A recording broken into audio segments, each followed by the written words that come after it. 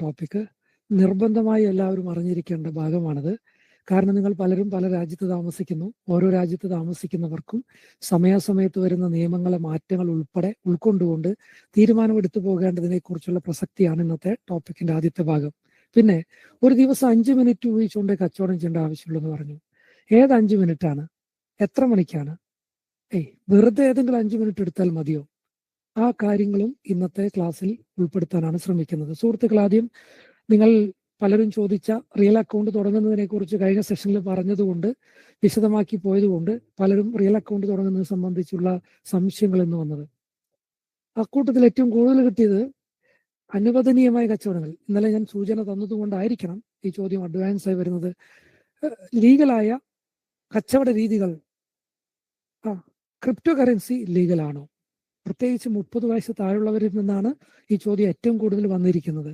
Crypto currency ലീഗലാണോ? മറ്റൊരു കൂട്ടർ കറൻസി കച്ചവടം ലീഗലാണോ? ഷോർട്ട് സെല്ലിംഗ്, വിറ്റുകൊണ്ടുള്ള കച്ചവടം ദീർഘകാലത്തേക്ക് ഹോൾഡ് ചെയ്യുന്നത് നിയമപരമായി അനുവദനീയമാണോ? കാരണം നിങ്ങൾ പല സ്ഥലത്ത് പല രീതിയിൽ ഇങ്ങനെ യൂട്യൂബിലും പല സ്ഥലങ്ങളിൽ നിങ്ങൾ പല പല കമന്റുകൾ കേൾക്കും. അവരവർക്ക് മനസ്സിലായത് അവരവർക്ക് ഇഷ്ടം പോലെ എഴുതിയിടാവുന്ന സംവിധാനത്തിൽ എങ്ങനെയുമാകാം. പക്ഷെ ഇത് നിങ്ങൾ എവിടെയോ പറയുന്നത് കേട്ടുകൊണ്ട് തീരുമാനമെടുക്കുകയല്ല ചെയ്യേണ്ടത്. നിങ്ങൾ പിന്നീട് ഏതെങ്കിലും രാജ്യങ്ങൾ മാറിപ്പോയാലും വേറെ രാജ്യങ്ങളിലേക്ക് താമസം മാറിയാലും എവിടെ ചെന്നാലും കൃത്യമായി ഉൾക്കൊള്ളാൻ പറ്റുന്ന രീതിയിൽ അതിന്റെ ബേസിക് ഫൗണ്ടേഷൻ തരികയാണെന്ന് ഞാൻ ചെയ്യുന്നത്. അതുകൊണ്ട് തന്നെ പിന്നീട് എപ്പോഴെങ്കിലും നിയമം മാറി പുതിയ നിയമം വന്നു ഈ സ്ഥലത്ത്, അതുകൊണ്ട് നിങ്ങൾക്ക് തെറ്റായ തീരുമാനത്തിൽ പോയി വീഴില്ല. ആദ്യം ഞാൻ ഏറ്റവും കൂടുതൽ വന്ന ചോദ്യങ്ങളിലേക്ക് തന്നെയാകാം. Crypto currency ലീഗലാണോ? സ്വാഭാവികമായും 100% ലീഗലാണ്. എവിടെയാണ്? ക്രിപ്റ്റോ കറൻസിയെ ഔദ്യോഗികമായ ക്രയവിക്രയത്തിന് ഉപയോഗിക്കുന്ന, സ്വന്തം രാജ്യത്തെ പൈസയ്ക്ക് തുല്യമായി ഉപയോഗിക്കുന്ന രാജ്യങ്ങളുണ്ട്. അമേരിക്കയില് അടുത്തിടെ ഒരു പ്രത്യേകമായ ഡിപ്പാർട്ട്മെന്റ് ഉണ്ടാക്കി. ക്രിപ്റ്റോ കറൻസികളെ ഔദ്യോഗികമായ റിസർവിലേക്ക് പരിഗണിക്കുന്ന രീതിയിൽ ഉൾപ്പെടുത്താൻ വേണ്ട സംവിധാനങ്ങൾ ഉൾപ്പെടുത്തിക്കൊണ്ട് ഒരു പ്രത്യേകമായ ഡിപ്പാർട്ട്മെന്റ്.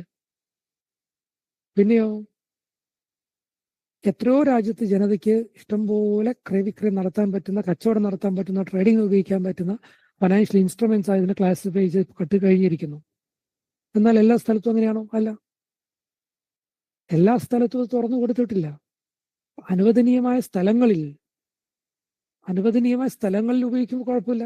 എന്നാൽ അല്ലാത്ത സാഹചര്യങ്ങളിൽ പോയി ചെയ്താലോ അതിന് നിയമപരമായി നിബന്ധനകളുണ്ട്. അപ്പൊ ക്രിപ്റ്റോ കറൻസി ലീഗലാണോ? അല്ല, ക്രിപ്റ്റോ കറൻസികൾ ലീഗലാണ്. പക്ഷെ എവിടെ ഉപയോഗിക്കുന്നു, ഏത് പ്രദേശത്ത് നിങ്ങൾ താമസിക്കുന്നു, അത് കണക്കാക്കി നിബന്ധനകൾ കൃത്യമായി പാലിച്ചു പോകണം. അത് പാലിക്കാതിരിക്കുമ്പോൾ അത് കൃത്യമായി നിയമവിരുദ്ധമാകുകയും ചെയ്യുന്നു. കറൻസി ലീഗലാണ്.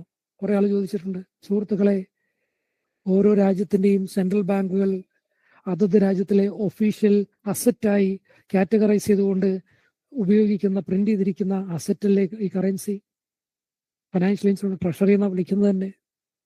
അതുകൊണ്ട് തന്നെ ഒരു രാജ്യത്ത് ഏറ്റവും അവസാനമായി നിരോധിക്കുകയാണെങ്കിൽ അതായിരിക്കും കറൻസി എന്നത്. അപ്പൊ കറൻസി എല്ലാവർക്കും കച്ചവടം ചെയ്യാൻ പറ്റുമോ? പറ്റില്ല. കറൻസി എല്ലാവർക്കും കച്ചവടം ചെയ്യാൻ പറ്റില്ല. സുഹൃത്തുക്കളെ, എല്ലാവരോടും ഒരു ചോദ്യം, നിങ്ങൾ എല്ലാവരും ഉത്തരം പറയണം കേട്ടോ. നിർബന്ധമായ ഉത്തരം പറയണം. കാരണം നിങ്ങൾക്ക് അറിയാവുന്ന 100% അറിയാവുന്ന കാര്യമാണ്. അതുകൊണ്ട് ഉത്തരം പറയാൻ പറയുന്നത്. കാരണം ഇന്ത്യൻ രൂപ ലീഗലാണോ ഇല്ലീഗലാണോ? ഇത് നമ്മളുടെ കറൻസി ഇന്ത്യൻ രൂപ ലീഗലാണോ ഇല്ലീഗലാണോ? ഹലോ, 100% ലീഗൽ അല്ലേ? അത് ഇല്ലീഗലാന്ന് പറഞ്ഞാൽ നിങ്ങൾ ആരും സമ്മതിക്കുമോ? എന്നാൽ അങ്ങനെയുണ്ട് പ്രശ്നം. നമ്മളെ സംബന്ധിച്ച് 100% ലീഗലാണ്. ഞങ്ങൾക്ക് ആഫ്രിക്കയിലെ നൈജീരിയ എന്ന സ്ഥലത്ത് ഞങ്ങൾക്കൊരു ഓഫീസുണ്ട്. നൈജീരിയയിലെ ക്യാപിറ്റൽ സിറ്റി എന്ന് പറയുന്ന അബൂജ എന്നാണ്. അബൂജയിലെ ഒരു പ്രധാനപ്പെട്ട കൊമേഴ്ഷ്യൽ ഏരിയ ആണ് വൂസെ 2 എന്ന് പറയും. അവിടെയാണ് ഞങ്ങളുടെ ഓഫീസ്. അവിടെ ഈ ഓൺലൈൻ ട്രെയിനിങ്ങിൽ കൂടിയുള്ള ട്രെയിനിങ് ക്ലാസ് ഒക്കെ ഇങ്ങനെ നടക്കുക ബുദ്ധിമുട്ടാണ്. ഇന്റർനെറ്റ് എപ്പോഴും കട്ടാകും, പവർ ഫെയിലിയർ എപ്പോഴും ഉണ്ടാകും. ഇങ്ങനെ ഓയിൽ റിച്ച് രാജ്യമൊക്കെയാണെങ്കിലും ഇതൊക്കെ പ്രശ്നമാണ്. അതുകൊണ്ട് ഫിസിക്കൽ ഓഫീസിൽ ആളുകൾ വന്നിട്ടാണ് ട്രെയിനിങ് പങ്കെടുക്കുക. ഇന്ത്യക്കാരായ 2 സുഹൃത്തുക്കൾ. ഇന്ത്യക്കാരെന്താ അവിടെ നല്ലേ? സുഹൃത്തുക്കളെ, ഓയിൽ റിച്ചായ രാജ്യത്ത് ഒരുപാട് ഓയിൽ രംഗത്തുള്ള പ്രവർത്തനങ്ങളിൽ ഇന്ത്യക്കാരെ എഞ്ചിനീയേഴ്സ്, മാനേജേഴ്സും ഒക്കെ ഇഷ്ടംപോലെ അവിടെ ജോലി ചെയ്യുന്നുണ്ട് കേട്ടോ. അപ്പൊ രണ്ടുപേർ അങ്ങനെ ക്ലാസ്സൊക്കെ പങ്കെടുത്തു. അവർക്ക് ഇന്ത്യൻ രൂപയിൽ കച്ചവടം ചെയ്യണം. പറ്റില്ല. ഇന്ത്യൻ രൂപ കച്ചവടം ചെയ്യാൻ പറ്റില്ലെന്ന്. നൈജീരിയയിൽ അത് അനുവദനീയമല്ല. അപ്പൊ ഇന്ത്യൻ രൂപ ഇല്ലീഗലാണോ? അല്ല. നൈജീരിയയിൽ സമ്മതിക്കില്ല. നൈജീരിയയുടെ കറൻസി നൈറ എന്നാണ് അതിന്റെ പേര് നൈറ. ഈ നൈറ ഇന്ത്യയിൽ എവിടെ എടുക്കില്ല? ഒരു മണി എക്സ്ചേഞ്ചിൽ എടുക്കില്ല, ബാങ്കിൽ എടുക്കില്ല. അപ്പൊ നൈറ ഇല്ലീഗലാണോ? അല്ല. അതവിടെ ഒഫീഷ്യൽ കറൻസിയാണ്. അപ്പൊ എന്താ ഇതിന്റെ ചട്ടക്കൂട് എന്താ? ഇതിന്റെ പുറത്ത് ബേസ് എന്താ? രണ്ട് രാജ്യങ്ങൾ തമ്മിൽ ക്രയവിക്രയങ്ങൾ സ്വതന്ത്രമായി ഉപയോഗിക്കുന്ന ഒരു കറൻസിയാണെന്ന് വിചാരിക്കുക, കൃത്യമായി അനുവദനീയമാകും. ഇന്ത്യയും നൈജീരിയയുമായി ബയലാട്രൽ ട്രാൻസാക്ഷൻ, ട്രേഡും മറ്റ് ബന്ധങ്ങളും വളരെ തുച്ഛമാണ്, വളരെ മിനിമലാണ്. അതുകൊണ്ട് തന്നെ ഇന്ത്യൻ രൂപ നൈജീരിയയുടെ ശേഖരത്തിൽ വരികയോ നൈജീരിയ കറൻസി ഇന്ത്യൻ ശേഖരത്തിൽ വന്നതുകൊണ്ടോ രണ്ട് രാജ്യങ്ങൾക്കും ബാധ്യതയല്ലാതെ ഉപകാരത്തിലെത്തില്ല. അതുകൊണ്ട് തന്നെ അതിന് നിബന്ധന വെച്ചിരിക്കുന്നു. ആവശ്യമില്ലാത്ത കാര്യങ്ങളിൽ അത് വേണ്ട എന്ന്, കച്ചവടത്തിലേക്ക് ഉപയോഗിക്കേണ്ട എന്ന്. അപ്പൊ ഇന്ത്യൻ രൂപ ഇല്ലീഗലല്ല, പൂർണ്ണമായും ലീഗലാണ്. നൈറ എന്ന കറൻസിയും ഒരിക്കലും ഇല്ലീഗലല്ല, പൂർണ്ണമായും ലീഗലാണ്. രാജ്യങ്ങൾ തമ്മിലുള്ള ബന്ധങ്ങൾ, രാജ്യങ്ങൾ തമ്മിലുള്ള ക്രയവിക്രയങ്ങൾ, വ്യാപാര കരാറുകൾ, ഇത് മാറുന്നത് കണക്കാക്കി സമയാസമയത്ത് നിയമങ്ങളിൽ മാറ്റവും വരും. ഇപ്പോൾ അനുവദനീയമല്ലാത്തത് അനുവദനീയമാകും. ഇപ്പോൾ അനുവദനീയമായത് അനുവദനീയമല്ലാതെ മാറും. അതുകൊണ്ടാണ് ഞാൻ ബേസിക് ഫൗണ്ടേഷൻ തന്നു പോകുന്നത്. കാരണം ഏത് കാലഘട്ടത്തിലും എപ്പോൾ വേണമെങ്കിലും ശരിയായ രീതിയിൽ നിങ്ങൾക്ക് തീരുമാനം എടുക്കാൻ പറ്റണം.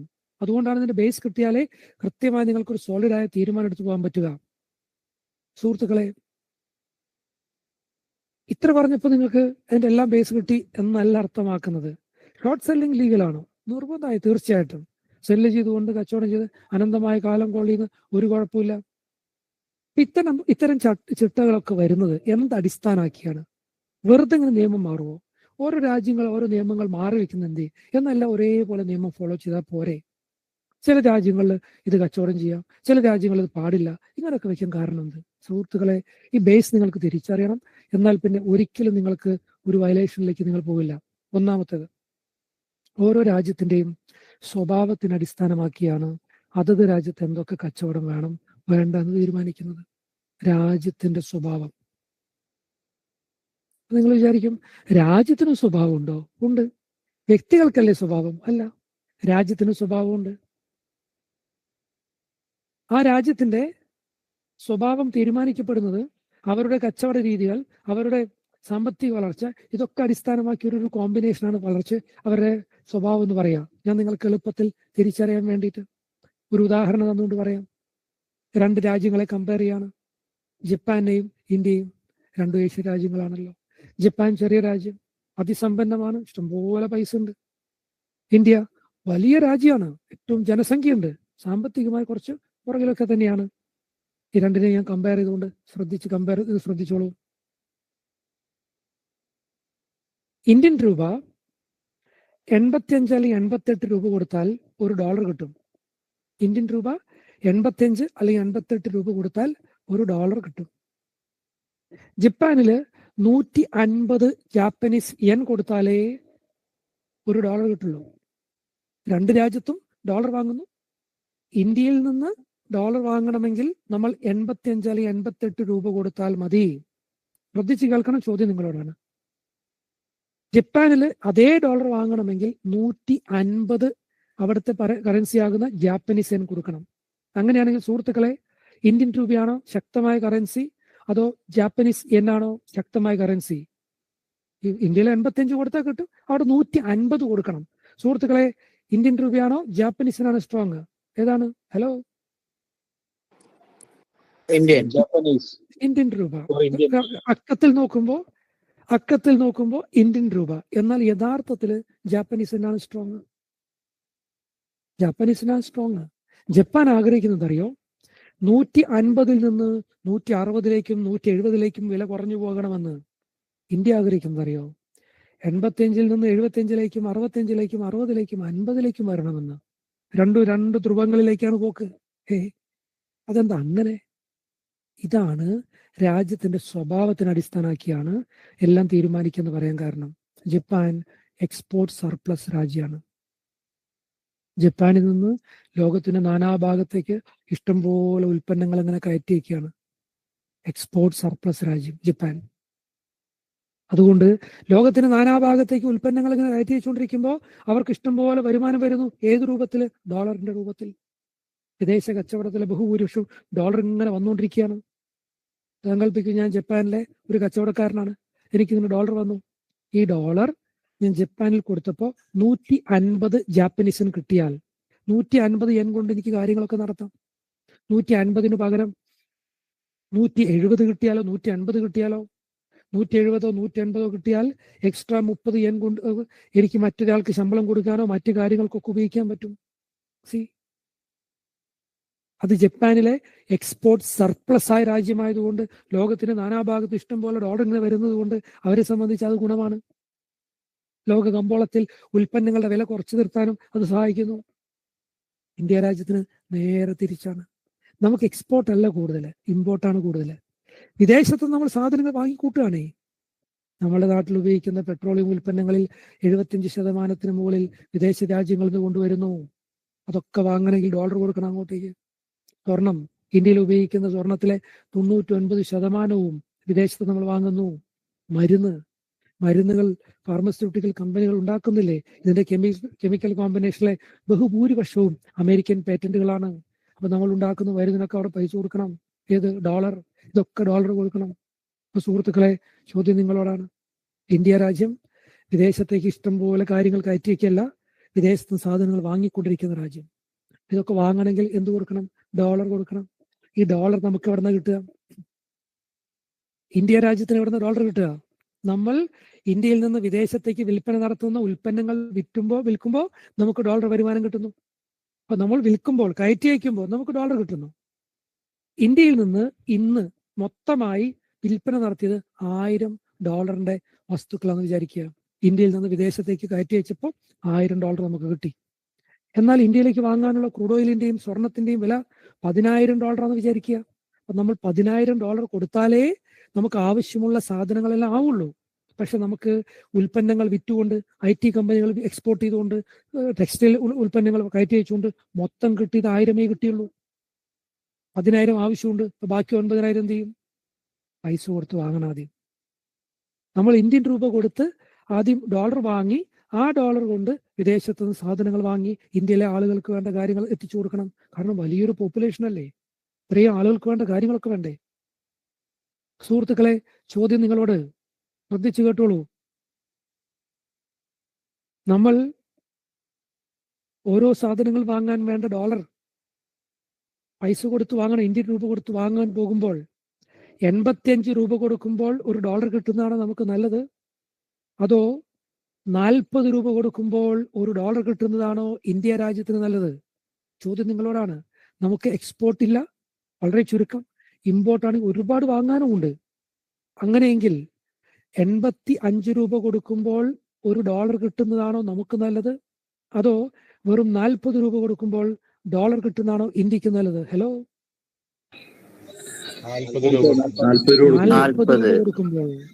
40 രൂപ കൊടുക്കുമ്പോൾ ഡോളർ കിട്ടിയാൽ നമുക്ക് നല്ലത്. അപ്പൊ ഇന്ത്യ ആഗ്രഹിക്കുന്നത് വില താഴത്തേക്ക് വരണം, ജപ്പാൻ ആഗ്രഹിക്കുന്നത് മുകളിലേക്ക് പോകണം. നമ്മൾ ഇമ്പോർട്ട് സർപ്ലസ് ആണ്, എക്സ്പോർട്ട് കുറവാണ്. ജപ്പാൻ എക്സ്പോർട്ട് ഒരുപാടാണ്, ഇമ്പോർട്ട് ചെയ്യാൻ കുറച്ചേ ആവശ്യമുള്ളൂ. ഇതാണ് അതിന്റെ തലത്തിലെ മാറ്റം. ഇത് രാജ്യങ്ങളുടെ സ്വഭാവം എന്ന് പറയുന്നത് സാമ്പത്തിക മേഖലയിലെ ഇവരുടെ സാഹചര്യം കണക്കാക്കിയുള്ള സ്വഭാവത്തിനെ കുറിച്ചാണ്. അതുകൊണ്ട് തന്നെ ജപ്പാനിൽ എടുക്കുന്ന നിലപാടല്ല ഇന്ത്യയിൽ എടുക്കേണ്ടത്. ഇഷ്ടംപോലെ ഖജനാവിൽ റിസർവുള്ള ഡോളർ ഇങ്ങനെ കുമിഞ്ഞുകൂടിയിരിക്കുന്ന ബാങ്കുകൾ, ലോക ബാങ്കിന് ജപ്പാൻ പൈസ കടം കൊടുക്കുകയാണ്. ഇത് കടം വാങ്ങല്ല, ജപ്പാൻ ലോക ബാങ്കിന് കടം കൊടുക്കുന്നു ചെറിയ പലിശയ്ക്ക്. എന്നിട്ട് ലോക ബാങ്ക് ലോകത്തുള്ള മറ്റ് പിന്നോക്കം നിൽക്കുന്ന രാജ്യങ്ങളിലേക്ക് കൂടുതൽ പലിശ വാങ്ങിക്കൊണ്ട് ശമ്പളം ഇത് കൊടുക്കുന്നു, പൈസ കൊടുക്കുന്നു. നമ്മളുടെ കൊച്ചു കേരളത്തിൽ ഉൾപ്പെടെ ജപ്പാൻ ധനസഹായത്തോടുള്ള പദ്ധതികൾ, ധനസഹായം എന്ന് പറയുന്നത് പലിശയ്ക്ക് തരുകയാണ്, ചെറിയ പലിശയ്ക്ക് ഇഷ്ടം പോലെ പൈസ ഇറക്കുകയാണ്. ഇതാണ് ഈ രണ്ട് രാജ്യങ്ങളുടെ സ്വഭാവത്തെ നിർണ്ണയിക്കുന്ന പ്രധാനപ്പെട്ട ഘടകമായത്. അത് കണക്കാക്കി രാജ്യത്തിന്റെ പോളിസികൾ മാറണം. ജപ്പാനിലെ സാധാരണക്കാർക്ക് എന്തും ക്രയവിക്രയം നടത്താം, കറൻസി ചെയ്യാം, കമ്മോഡിറ്റി ചെയ്യാം, ക്രിപ്റ്റോ ചെയ്യാം, എന്തു കച്ചവടം ചെയ്യാം, ഒരു മുൻകൂട്ടി അനുവാദം വേണ്ട. കാരണം സർപ്ലസ് ഉണ്ടേ. ഇന്ത്യയിലോ അതിന് പറ്റില്ല. അങ്ങനെ പറ്റിയാലോ എന്ത് സംഭവിക്കും? നാട്ടിലുള്ള എല്ലാവർക്കും തോന്നുന്നത് പോലെ ഇന്ത്യൻ രൂപയിൽ ഡോളർ എന്തും കച്ചവടം ചെയ്യാൻ അനുവാദം കൊടുത്താൽ എന്ത് സംഭവിക്കും? ഖജനാവിൽ രാജ്യത്തിന്റെ ആവശ്യത്തിന് ഇന്ന് വാങ്ങേണ്ട സാധനങ്ങൾ മരുന്നിനാകാം, പെട്രോളിയം ഉൽപ്പന്നങ്ങൾക്കാകാം, അങ്ങനെ രാജ്യത്തേക്ക് വാങ്ങേണ്ട സാധനങ്ങൾ വാങ്ങാൻ വേണ്ട കരുതൽ ശേഖരം ഖജനാവിൽ ഇല്ലാതായി പോകും.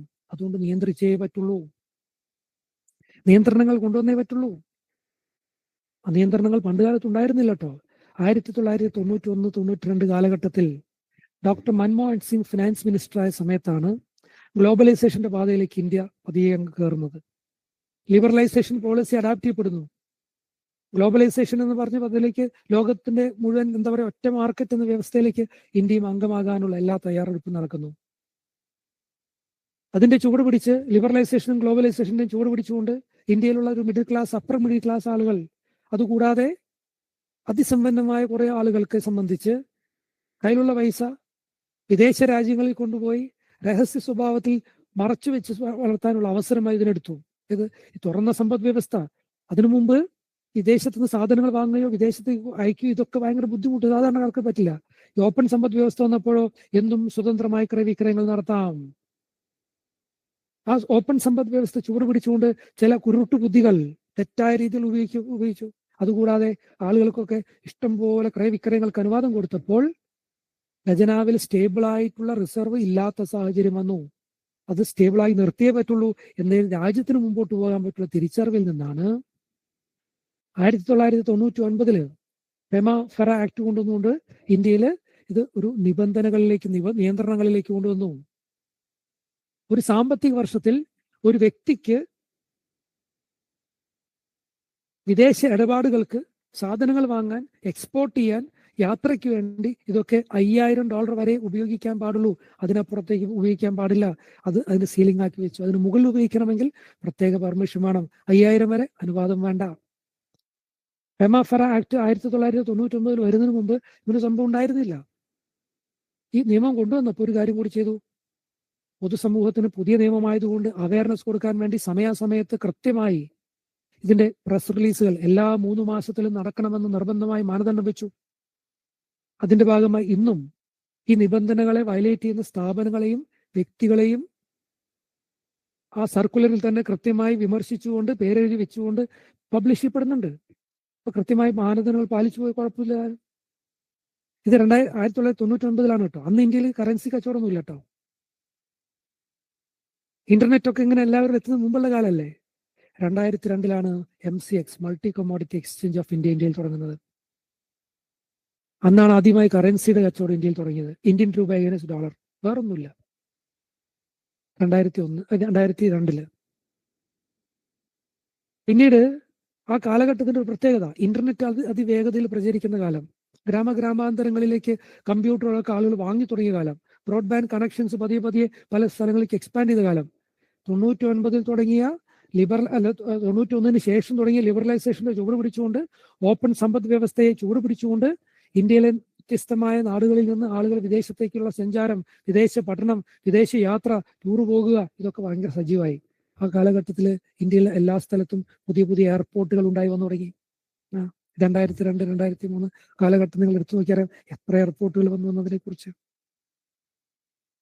അങ്ങനെ ആളുകൾ വ്യത്യസ്തമായ രാജ്യങ്ങളിലേക്ക് ചൂട് പിടിച്ച് മാറിയപ്പോഴേക്ക് പിന്നെ ഒരു കുറച്ചു കാലം കഴിഞ്ഞ് 2007-2008 എത്തുമ്പോഴേക്ക് ഈ $5,000 എന്നത് മതിയാകാതെ വന്നു. ആളുകളെ സംബന്ധിച്ച് പോരാ, തുക കൂട്ടേണ്ടി വന്നു. അങ്ങനെ ലിബറലൈസ്ഡ് റെമിറ്റൻസ് സ്കീം എന്നൊരു പദ്ധതി കൊണ്ടുവന്നുകൊണ്ട് $25,000 വരെ മുൻകൂട്ടി അനുവാദമില്ലാതെ സാധാരണക്കാരനായ ഒരു വ്യക്തിയെ സംബന്ധിച്ച് ക്രയവിക്രയങ്ങൾക്ക് ഉപയോഗിക്കാം. ഇന്ത്യൻ രൂപ അഗൈൻസ്റ്റ് ഡോളർ എന്ന് മാത്രം മാറ്റി euro INR, GBP INR, gold INR, എല്ലാം INR അടിസ്ഥാനമാക്കിയുള്ള കച്ചവടം അതും തുറന്നു. 2007-2008 അന്ന് പക്ഷേ സ്മാർട്ട് ഫോൺ വിപ്ലവമില്ല. കമ്പ്യൂട്ടറൊക്കെ ഉണ്ട്, ഇന്റർനെറ്റ് ഉണ്ടെങ്കിലും സ്മാർട്ട് ഫോൺ വിപ്ലവമായിട്ടില്ല. ആൻഡ്രോയിഡ് ഒക്കെ വരുന്നതേ ഉള്ളൂ. അതിനു മുമ്പ് ബ്ലാക്ക്ബെറി ഫോണുള്ളവൻ രാജാവ്. ആ കാലഘട്ടമായിരുന്നു. അത് കഴിഞ്ഞപ്പോഴേക്ക് ഇതിന്റെ പുതിയ കാലഘട്ടത്തിന്റെ ചുവട് പിടിച്ചുകൊണ്ട് ഇന്റർനെറ്റിന്റെ അതിവേഗത വരുന്നതോടുകൂടി സ്മാർട്ട് ഫോൺ വിപ്ലവം കൂടി വന്നപ്പോൾ എല്ലാവരുടെയും വിരൽ തുമ്പിൽ ഇന്റർനെറ്റായി. 2007-2008 കാലഘട്ടത്തിൽ തന്നെ ഈ $5,000 നിന്ന് $25,000 തുക ഉയർത്തിയപ്പോൾ, ഇത് ലിബറലൈസ്ഡ് റെമിറ്റൻസ് സ്കീമിൽ കൂടി 5,000 എന്ന ലിമിറ്റ് മാറ്റി $25,000 ആക്കിയപ്പോൾ തന്നെ ആളുകളുടെ സഞ്ചാരവും ക്രയവിക്രയങ്ങളും കച്ചവടവും വിദേശ കച്ചവടവും ഒക്കെ കൂടി തുടങ്ങിയിരുന്നു. ആ ചൂട് പിടിച്ചങ്ങ് മുൻപോട്ട് പോയപ്പോഴാണ് പിന്നെയും ഒരു 10 വർഷം കഴിഞ്ഞപ്പോഴേക്ക് എല്ലാവരുടെയും വിരൽ തുമ്പിൽ മൊബൈൽ, ഇന്റർനെറ്റ് കണക്ടിവിറ്റി കൂടി ഈ 25,000 മതിയാകാതെ വന്നു. അപ്പോൾ വീണ്ടും $2,50,000 വരെ മുൻകൂട്ടി അനുവാദമില്ലാതെ വിദേശ ഇടപാടുകൾക്ക്, കച്ചവടത്തിന്, സ്റ്റോക്ക് മാർക്കറ്റിൽ ഇൻവെസ്റ്റ് ചെയ്യാൻ വേണ്ടി, ഗിഫ്റ്റ് കൊടുക്കാൻ വേണ്ടി, പ്രോപ്പർട്ടി വാങ്ങാൻ വേണ്ടി എന്ന് വേണ്ട വ്യത്യസ്തമായ ആ ലിബറലൈസ്ഡ് റെമിറ്റൻസ് സ്കീമിൽ വ്യത്യസ്തമായ കാര്യങ്ങൾ എഴുതി വെച്ചുകൊണ്ട് അനുവാദം കൊടുത്തു. അന്ന് ഇന്ത്യൻ രൂപ എഗനസ്റ്റ് എല്ലാ കച്ചവടവും വ്യത്യസ്തമായി euro USD, GBP USD, gold USD എന്നൊക്കെ അനുവദിച്ചു. ഞാൻ നിങ്ങൾക്ക് ഡെമോ പരീക്ഷണം നടത്തിയപ്പോൾ മുതൽ, കൃത്യമായി നിങ്ങൾക്ക് ഇൻസ്റ്റാൾ ചെയ്യിപ്പിച്ച അല്ലെങ്കിൽ സെറ്റ് ചെയ്യിപ്പിച്ച പ്രധാനപ്പെട്ട item euro USD, GBP USD, gold USD. എന്താ പ്രത്യേകം എന്നറിയോ? ലോകത്തെ എല്ലാ രാജ്യങ്ങളിലും അനുവദനീയമായ ഉൽപ്പന്നങ്ങൾ, എല്ലാ രാജ്യങ്ങളിലും തുറന്ന സമ്പദ് വ്യവസ്ഥ പോലെ ഉപയോഗിക്കാൻ പറ്റുന്ന 3 ഉൽപ്പന്നങ്ങൾ. എല്ലാം എന്ന് പറയുമ്പോഴും എല്ലാം അല്ല കേട്ടോ. 3 രാജ്യങ്ങൾക്ക് ഒഴിവുണ്ട്. ഉദാഹരണത്തിന് നോർത്ത് കൊറിയ വർഷങ്ങളായി അമേരിക്കൻ ഉപരോധം നേരിടുന്ന പതിറ്റാണ്ടുകളായി, അതുകൊണ്ട് തന്നെ അനുവദനീയമല്ല നോർത്ത് കൊറിയൻ സിറ്റിസനെ സംബന്ധിച്ച്. രണ്ടാമത്തത് ഇറാനിയൻ സിറ്റിസനെ സംബന്ധിച്ച് നടക്കില്ല. മൂന്നാമത്തത് ഇപ്പോൾ പുതിയ കാലത്ത് റഷ്യ. അമേരിക്ക ഇപ്പോൾ അല്ലെങ്കിൽ ലോകത്തിലെ ഏറ്റവും കൂടുതൽ ഉപരോധങ്ങൾ നേരിടുന്ന രാജ്യമായി മാറിയപ്പോൾ നിബന്ധനകൾ ഉണ്ടെങ്കിലും റഷ്യയുടെ വലിപ്പവും സാമ്പത്തികമായ അല്ലെങ്കിൽ സായുധമായ ഇതൊക്കെ കൂടി അവരെ പിടിച്ചു കെട്ടാൻ പറ്റിയിട്ടില്ലെന്ന് മാത്രമേ ഉള്ളൂ. അപ്പൊ സുഹൃത്തുക്കളെ, അപ്പൊ ഇതൊക്കെ അറിഞ്ഞപ്പോഴേക്ക് ഓടിപ്പോയി കച്ചവടം ചെയ്യാമെന്നാണോ? അല്ല. ഇതിന്റെ അനുബന്ധമായ കുറച്ച് കാര്യങ്ങൾ അറിഞ്ഞു പോകണം. എന്താ അനുബന്ധ കാര്യങ്ങളിൽ? ഒന്നാമത്തത് സുഹൃത്തുക്കളെ, ഇതുമായി ബന്ധപ്പെട്ട് റെഗുലേറ്റിംഗ് ബോഡികൾ എന്ന് നിങ്ങൾ കേട്ടിട്ടുണ്ടാകും. റെഗുലേറ്റിംഗ് ബോഡികൾ, ഏത് റെഗുലേറ്റിംഗ് ബോഡിയുടെ കീഴിലാണ് ആ ബിസിനസ് നടക്കുന്നത്? ഏത് റെഗുലേറ്റിംഗ് ബോഡിയാണ് ഈ കൺട്രോൾ ചെയ്യുന്നത്? പല പല ചോദ്യങ്ങൾ. സമയാസമയത്ത് പരസ്യം. ആരൊക്കെയോ എനിക്ക് സ്ക്രീൻഷോട്ട് അയച്ചു തന്നിട്ടുണ്ട്. FCA റെഗുലേറ്റഡ് എന്ന കമ്പനി എന്ന് കണ്ടു. അതിന്റെ അർത്ഥം എന്താണ്? അത് പരസ്യമാണ്. അതിന്റെ അർത്ഥം ഞാൻ പറഞ്ഞുതരാം. സുഹൃത്തുക്കൾ, എന്താണ് റെഗുലേറ്റിംഗ് ബോഡി? ലോകത്ത് അങ്ങോളം ഇങ്ങോളം കച്ചവടത്തിനെ, ഓൺലൈൻ ട്രേഡിംഗ് ഇൻഡസ്ട്രി മാത്രമല്ല, മുൻപ് ഫിസിക്കൽ ആയിരുന്നല്ലോ, ഈ കച്ചവടത്തെ മൊത്തമായി 2 കാറ്റഗറൈസ് ചെയ്തിരിക്കുന്നു. ഒന്ന് ഡീസെൻട്രലൈസ് ട്രേഡിംഗ് സിസ്റ്റം എന്ന് പറയുന്നതും മറ്റൊന്ന് എക്സ്ചേഞ്ച് ബേസ്ഡ് ട്രേഡിംഗ് എന്നും 2 വിപുലമായി കാറ്റഗറൈസ് ചെയ്തിരിക്കുന്നത്. എക്സ്ചേഞ്ച് ബേസ്ഡ് ട്രേഡിംഗും ഡീസെൻട്രലൈസ്ഡും. എന്താണ് എക്സ്ചേഞ്ച് ബേസ്ഡ് ട്രേഡിംഗ്?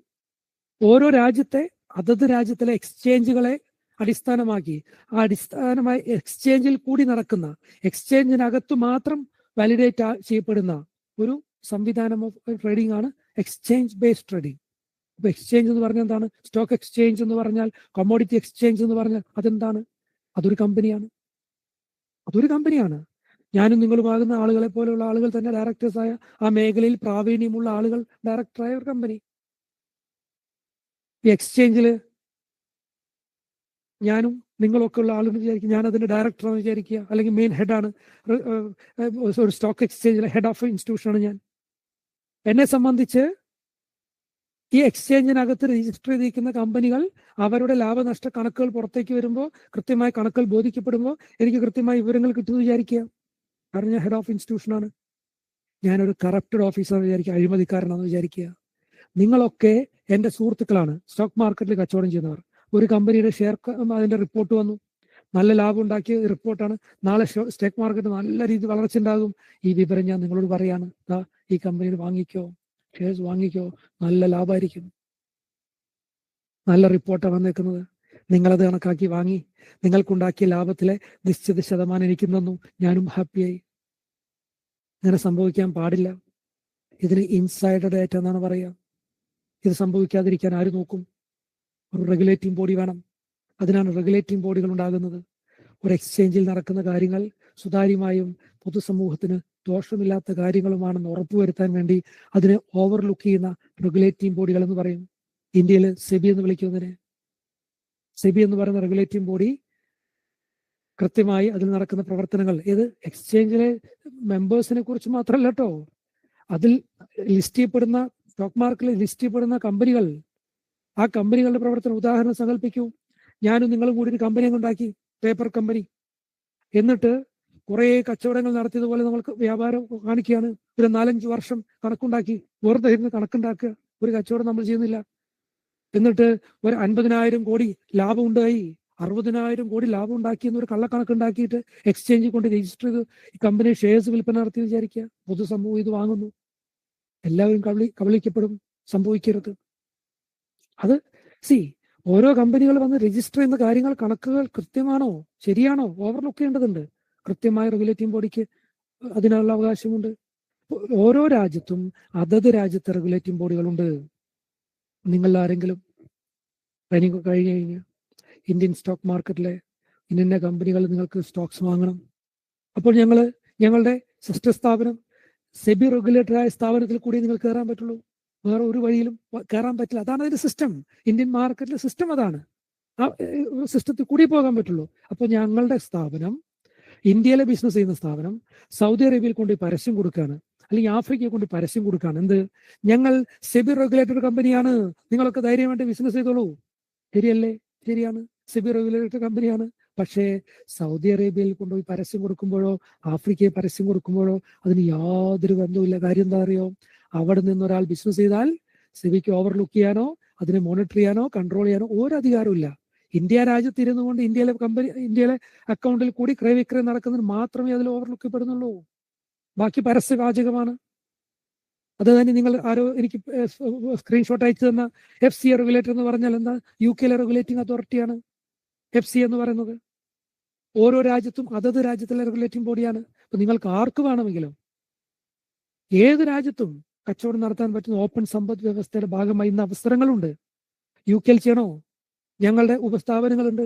UK മാത്രമല്ല കേട്ടോ, ലോകത്തിലെ എല്ലാ രാജ്യങ്ങളിലും നിങ്ങൾക്ക് ഏത് മാർക്കറ്റിൽ ഏത് പ്രൊഡക്റ്റ് വേണോ അത് സംവിധാനം ഒരുക്കാൻ ഞങ്ങളുടെ ഉപസ്ഥാപനങ്ങൾ കൃത്യമായി ഓരോരോ രാജ്യത്തെയും എക്സ്ചേഞ്ചുകൾ അതേപോലെ റെഗുലേറ്ററി സിസ്റ്റത്തിലുണ്ട്. നിങ്ങൾക്ക് UK ചെയ്യണോ? ഒരു കുഴപ്പമില്ല. $2,50,000 തുല്യമായ തുക മുതൽ മുടക്കാൻ നിങ്ങൾ തയ്യാറാകണം. അതല്ലെങ്കിൽ UK സ്ഥിര താമസക്കാരനായിരിക്കണം. 2,50,000 മുടക്കാൻ തയ്യാറുണ്ടോ? നിങ്ങൾ ബന്ധപ്പെടണം. അവിടെ കൃത്യമായ അതിന് സംവിധാനമുണ്ട്. US മാർക്കറ്റ് വേണോ? $1 മില്യൺ ഇന്ത്യൻ രൂപ ഏകദേശം 8 കോടി അല്ല 9 കോടി രൂപയോളം മുടക്കാൻ തയ്യാറുണ്ടോ? US മാർക്കറ്റിലെ എല്ലാ മാർക്കറ്റുകളിലും ഇതിൽ നിങ്ങൾക്ക് ആക്സസ് കിട്ടും. ഓരോ രാജ്യത്തും വിദേശ രാജ്യത്തുള്ള വ്യക്തികളെ സംബന്ധിച്ച് ഇടപാടുകൾ നടത്താൻ അതിൻ്റെതായ കണ്ടീഷൻസും ക്രൈറ്റീരിയസും കൂടും. അത് സമയത്ത് ഉപയോഗിച്ച് പോകണം. എന്നാൽ ഡീസെൻട്രലൈസ്ഡ് സിസ്റ്റത്തിന്റെ പ്രത്യേകത എന്ത്? ഡീസെൻട്രലൈസ്ഡ് സിസ്റ്റം എന്ന് പറഞ്ഞ എക്സ്ചേഞ്ച് ഇല്ല, മോണിറ്ററിംഗ് അതോറിറ്റി ഇല്ല, കൺട്രോളിംഗ് അതോറിറ്റി ഇല്ല, സ്റ്റാഫ് ഇല്ല, ബിൽഡിംഗ് ഇല്ല, ഓഫീസ് ഇല്ല, ഒന്നുമില്ല. എന്നിട്ടും സേഫസ്റ്റ് മാർക്കറ്റ് എന്ന് വിളിക്കുന്നു. എങ്ങനെ? ഓഫീസ് ഇല്ലാത്ത, സ്റ്റാഫ് ഇല്ലാത്ത, കൺട്രോളിംഗ് അതോറിറ്റി ഇല്ലാത്തതിനെ എങ്ങനെ സേഫ് ആവുക? ഇതെന്താ കെട്ടുകഥയാണോ? സുഹൃത്തുക്കളെ, ലോകത്തിന്റെ പ്രൈമറി മാർക്കറ്റ് എന്ന് വിളിക്കുന്നതും safest market in the world എന്ന് വിളിക്കുന്നതും ഇന്റർ ബാങ്ക് നെറ്റ്വർക്ക് എന്നതിനെ വിളിക്കുക. സെൻട്രൽ ബാങ്കുകളുടെ നെറ്റ്വർക്ക്. ഏത് സെൻട്രൽ ബാങ്ക്? ലോകത്തിലെ ഓരോ രാജ്യത്തിന്റെയും സെൻട്രൽ ബാങ്കുകൾ. ആ എല്ലാ സെൻട്രൽ ബാങ്കുകളും ഒരുമിച്ച് കൂടി കച്ചവടം ചെയ്യുന്ന നെറ്റ്വർക്കിനെ ഇന്റർ ബാങ്ക് നെറ്റ്വർക്ക് എന്ന് വിളിക്കുന്നു. അതിൽ ഇന്ത്യയുടെ റിസർവ് ബാങ്ക് ഓഫ് ഇന്ത്യ ഉണ്ട്, ബാങ്ക് ഓഫ് ഇംഗ്ലണ്ട് ഉണ്ട് എന്ന് പറഞ്ഞ് എല്ലാ രാജ്യങ്ങളുടെയും സെൻട്രൽ ബാങ്കുകൾ ഒരുമിച്ച് പങ്കെടുക്കുന്ന മാർക്കറ്റ്. അതുകൊണ്ട് എന്താ? ഇതിന് കൺട്രോളിംഗ് അതോറിറ്റി ഇല്ല, മോണിറ്ററിംഗ് അതോറിറ്റി ഇല്ല. അതെന്തേ? നമ്മളുടെ റിസർവ് ബാങ്ക് ഓഫ് ഇന്ത്യ, ശ്രദ്ധിക്കണേ, നമ്മളുടെ രാജ്യത്തിന്റെ റിസർവ് ബാങ്ക് ഓഫ് ഇന്ത്യ നമ്മളുടെ കണക്കുകൾ, നമുക്ക് എത്ര വരുമാനം ഉണ്ടായി, ചെലവുണ്ടായി, ഇത് വേറെ ഏതെങ്കിലും രാജ്യത്തിനെ കൊണ്ട് ബോധിപ്പിക്കുമോ? ഒരിക്കലുമില്ല.